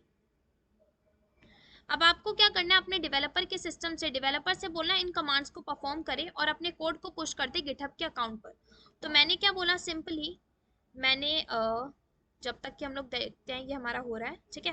डेवलपर के सिस्टम पर आई, मैंने बोला एक फोल्डर क्रिएट करे, लोकल रिपोजिटरी क्रिएट करे, तो इसने एक फोल्डर बनाया कोड नाम का, सीडी करके कोड के अंदर गया ये, यहाँ जाके इसने एक कमांड चलाई git init। तो बेसिकली किसी भी फोल्डर को as a local repository create करने के लिए आपको git init कमांड चलानी पड़ती है, पर पहले उससे पहले हम लोग गिट का पैकेज इससे बोल देते हैं कि वो डाल दे अपने सिस्टम पर, ठीक है। मैंने बोला दोबारा से एंटर करें सीडी वाले कोड नाम के फोल्डर में, एंड यहाँ आके गिट इनिट कमांड चलाए। तो गिट इनिट कमांड क्यों चला रहे हो, क्योंकि आप लोकल रेपोजिटरी क्रिएट कर रहे हो। वहीं अगर आपको रिमोट रेपोजिटरी क्रिएट करनी होती है अपने वर्चुअल मशीन पर, तो आपकी कमांड डिफरेंट होती है, और वो कमांड होती है git init hyphen hyphen bare. पर ये लोकल रेपोजिटरी है, एक लोकल फोल्डर है, तो मैंने सिंपल गिट इनिट कमांड चलाई है, ठीक है। मैं इससे बोलती हूँ अब अपने सिस्टम के ऊपर ये क्या करे, एक फाइल क्रिएट करे और उस फाइल के अंदर जाके कुछ कोडिंग करे। तो मान लो इसने कोड लिखा कोड 1 VLC 1.1 सॉफ्टवेयर, ठीक है। ये सेव किया इसने कोडिंग। इसके बाद अब क्या करना होता है, अब एज अ डेवलपर गिट को अंदर, गिट के अंदर डेवलपर को क्या करना पड़ता है, अपनी इस फाइल को गिट के एनवायरनमेंट में डालना पड़ता है। क्यों डालना पड़ता है, क्योंकि गिट को तब पता चलेगा अच्छा आप इस फाइल के अंदर जितनी भी बार कोडिंग हो रही है उस कोडिंग को सेव करना चाहते हो ताकि इन फ्यूचर आप उसका यूज कर सको। तो उस कोडिंग को सेव करने के लिए आप क्या करते हो, इसको उसके ट्रैकिंग एरिया में डालते हो। किसके ट्रैकिंग एरिया में, गिट के। तो उसकी कमांड होती है git add index dot HTML। तो बेसिकली आपकी कमांड होती है गिट ऐड और आपकी फाइल का नाम, ताकि आपकी वो पर्टिकुलर फाइल जिसके अंदर कोडिंग हो रही है उस वो एक ट्रैकिंग एरिया में चले, उसकी वर्जनिंग मेंटेन हो सके, which means side by side जितनी बार भी चेंजेस होंगे उतनी बार उस चेंजेस की कॉपीज जनरेट होती रहे। तो यही होती है वर्जनिंग, और गिट कहता है कि मैं आपके किसी भी काम को सेव रखने के लिए उसकी वर्जनिंग भी मेंटेन करूंगा। तो मैंने इसीलिए अपने फाइल को स्टेजिंग एरिया में डलवाया गिट के, ताकि वो इसकी वर्जनिंग कर सके, चेंजेस को सेव कर सके साइड बाय साइड, ठीक है। जब ये डन हो जाए इसके बाद आपको क्या करना होता है, इसके बाद आप क्या करो, अपने फाइल को कमिट करो, विच मीन्स अपनी फाइल को मॉडिफाई करके उसके अंदर आपने जो भी कोड डाला है उस कोड को कमिट करो, पुश करो। कहाँ पे पुश करोगे, रिमोट रेपोजिटरी पर, जो कि आपकी गिटहब के अकाउंट पर एग्जिस्ट करती है। किस नाम से, दी प्रोजेक्ट नाम से। यहाँ तक अभी क्लियर है ना सबको, एक बार साइड बाय साइड आंसर दे दो मुझे। सबको गिट की नॉलेज है ना कि किस तरीके से गिट चलता है, ठीक है। सो मैंने क्या बोला इसके बाद, मैंने बोला डेवलपर से जब ये हो जाए तो उसके बाद वो क्या कर रहा है, इंडेक्स डॉट HTML फाइल को उसने डाला। अब इसने बोला कमिट करेगा, बट कमिट करने से पहले एज अ डेवलपर उसको अपने बारे में कुछ इंफॉर्मेशन देनी पड़ती है, और वो इंफॉर्मेशन क्या होती है, या तो वो अपनी मेल आईडी दे या फिर नेम, और दोनों दे रहा तो वेल एंड गुड है।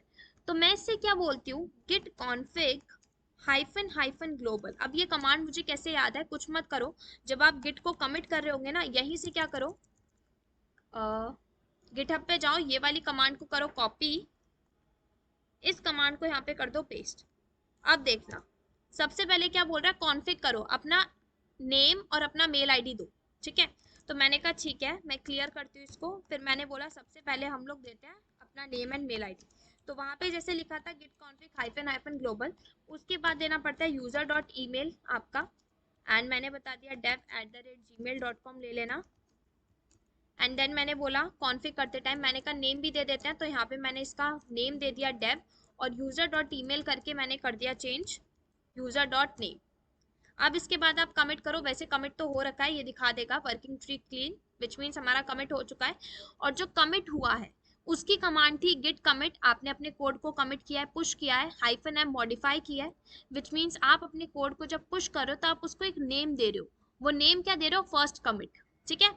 कमिट करते टाइम आप ये भी बताया करो कुछ फाइल में से कमिट कर रहे हो, तो मैं इसको बता देती हूँ टेक्स्ट डॉट HTML में से ही लेना। वैसे तो इसने उठा लिया बाय डिफॉल्ट क्योंकि एक ही फाइल थी, लेकिन जब आपके सिस्टम के ऊपर आपकी लोकल रेपोजिटरी में मल्टीपल फाइल्स होती है तो आपको रिक्वायरमेंट होती है बताने की। अब सिंपल हम लोग क्या करेंगे, इसके साथ लिंकअप करेंगे, हमारी लोकल रेपोजिटरी को रिमोट रेपोजिटरी के साथ लिंक करेंगे। तो ये सब कुछ गिटहब में बताया जाता है, अगर आपको गिट की नॉलेज होगी तो आप इजीली अंडरस्टैंड कर लोगे। तो मैं सिंपली इसकी लिंकअप करती हूँ मेरी रिमोट रेपोजिटरी के साथ, एंड देन सिंपली इसको कर देते हैं पुश, ठीक है। कॉपी किया मैंने, एंड देन सिंपली पुश। तो ये क्या कह रहा है, अच्छा मेन ब्रांच की जगह वहां पे मेन बनाई थी तो हम लोग कर देंगे मास्टर ब्रांच पे पुश करो। यूजर नेम दे दो, तो मैंने दे दिया शिखा शर्मा 45, ये यूजर नेम है मेरे गिटहब के अकाउंट का। पासवर्ड मांग रहा है, इसका पासवर्ड बेसिकली मुझे याद नहीं, और अब क्या हुआ है 2021 से आपका पासवर्ड नहीं चलता गिटहब के यूजर नेम का। आपको क्या करना पड़ता है, टोकन बनाना पड़ता है। तो टोकन कैसे बनाओगे, अपने यूजर नेम पर आना, ठीक है, अपने अकाउंट पर आना। अकाउंट पे आने के बाद सेटिंग्स पे चलना, एंड सेटिंग्स पे चलने के बाद आना आप सिंपली डेवलपर सेटिंग्स पे सबसे नीचे। यहाँ पे आके personal access token and then tokens classic. जैसे ही आप न्यू टोकन बनाओगे वो हो जाएगा। तो मैं पहला एक मेरा बना हुआ है उसको रिमूव करती हूँ and generate new token classic. यहाँ पे अपना पासवर्ड दो इसका, तो ये मैंने रखा हुआ है इसका पासवर्ड ऑलरेडी मुझे याद है। सो अब मैं बना देती हूँ टोकन। तो टोकन का कुछ भी नाम रखो, XYZ कुछ भी रख लो, आपकी मर्जी है। और एक्सपायरी कब करना है आपको अपना टोकन, टोकन बेसिकली आपका एक तरीके से पासवर्ड ही है। जैसे हमें कहीं पे जाना हो तो टोकन मिलता है ना हमें, तो उसी तरीके से ये टोकन है, ठीक है। देन सेलेक्ट स्कॉप्स में रेपो क्लिक करो and then simply generate token.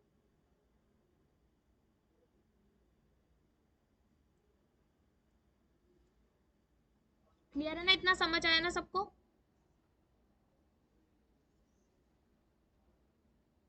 ठीक है, अब क्या करो, इस टोकन को कॉपी करके ना कहीं सेव ही कर लो।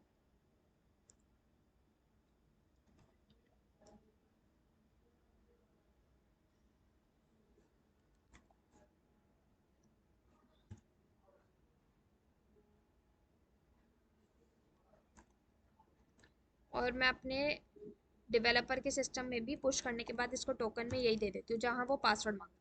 तो देख लो न्यू ब्रांच मास्टर मास्टर में आपका कोड पुश हो चुका है। कैसे चेक करोगे, गिटहब के अकाउंट पर आओ,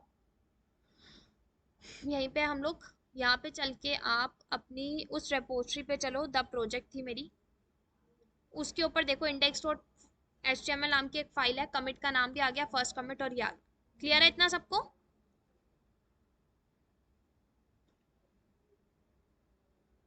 टू कनेक्ट टू जेनकिंस, इसमें क्यों एरर आ रहा है आपका, आई थिंक मुझे लग रहा है इसका ना कनेक्शन लॉस्ट हो गया है।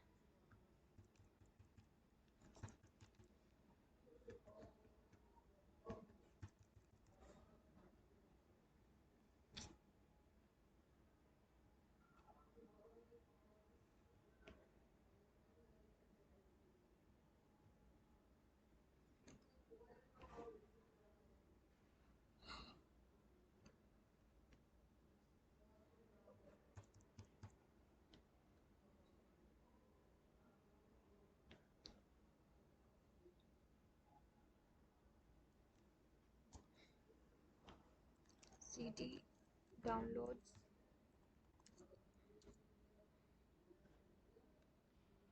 First EC2 hyphen user at the rate.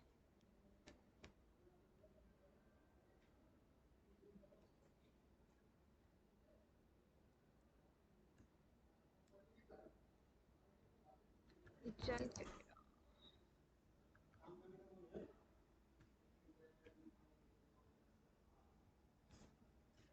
I think ये ना हैंग अप हो रहा है।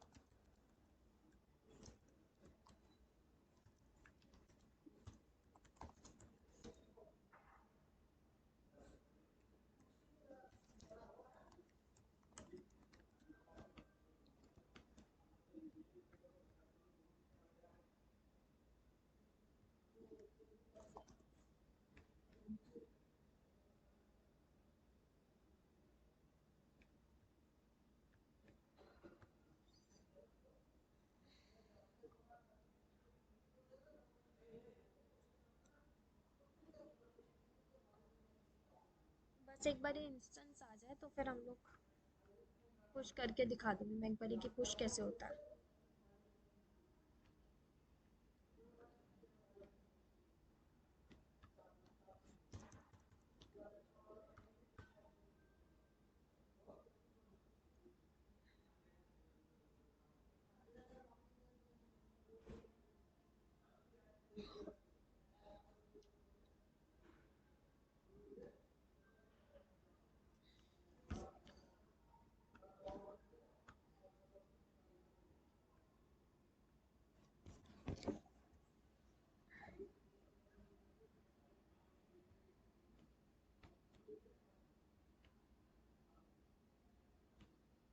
ऑल ट्रैफिक है,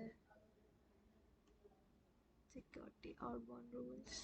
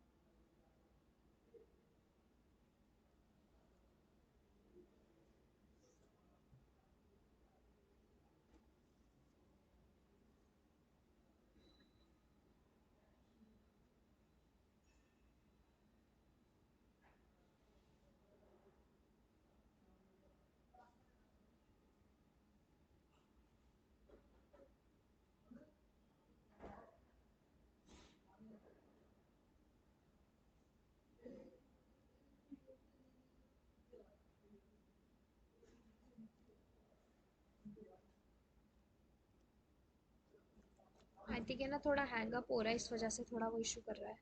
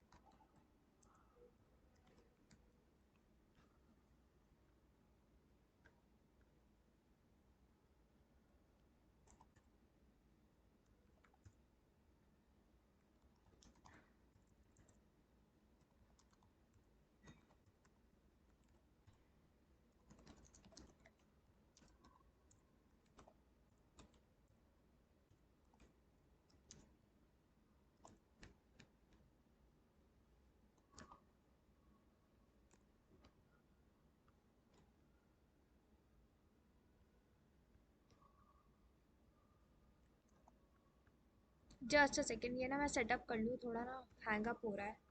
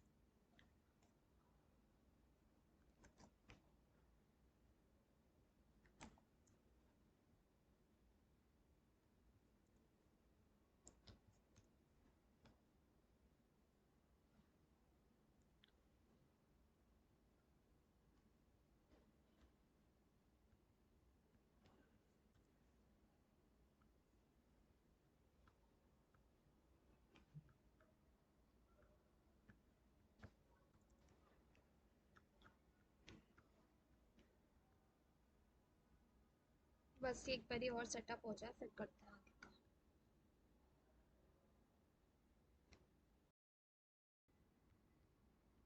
कोई, ये रिकॉर्डिंग का जो थोड़ा बहुत प्रोसीजर रहेगी वो मैं आपका दे दूंगी आपको रिकॉर्डिंग, ठीक है, ये पूरे इस वाले की। वैसे तो आपको आई थिंक समझ आई गया होगा, मैं रिकॉर्डिंग आपको प्रोवाइड करा दूंगी, ठीक है, क्योंकि मेरे पास पहले वाली रिकॉर्डिंग चल जाएंगी ना, मेरी पहले ही वाली है, अभी रिसेंटली एक दो लोग की और क्लास ली थी तो वही रिकॉर्डिंग भी दे दूंगी, ठीक है, वो भी देख लेना है। जो बीच का प्रोसीजर रह गया। बिल्कुल। हाँ, पोर्टल में आपको अपलोड मिलेंगे। ठीक है। और कोई डाउट, किसी बीच में कोई जो स्टक हुआ था उससे रिलेटेड कोई डाउट आपको?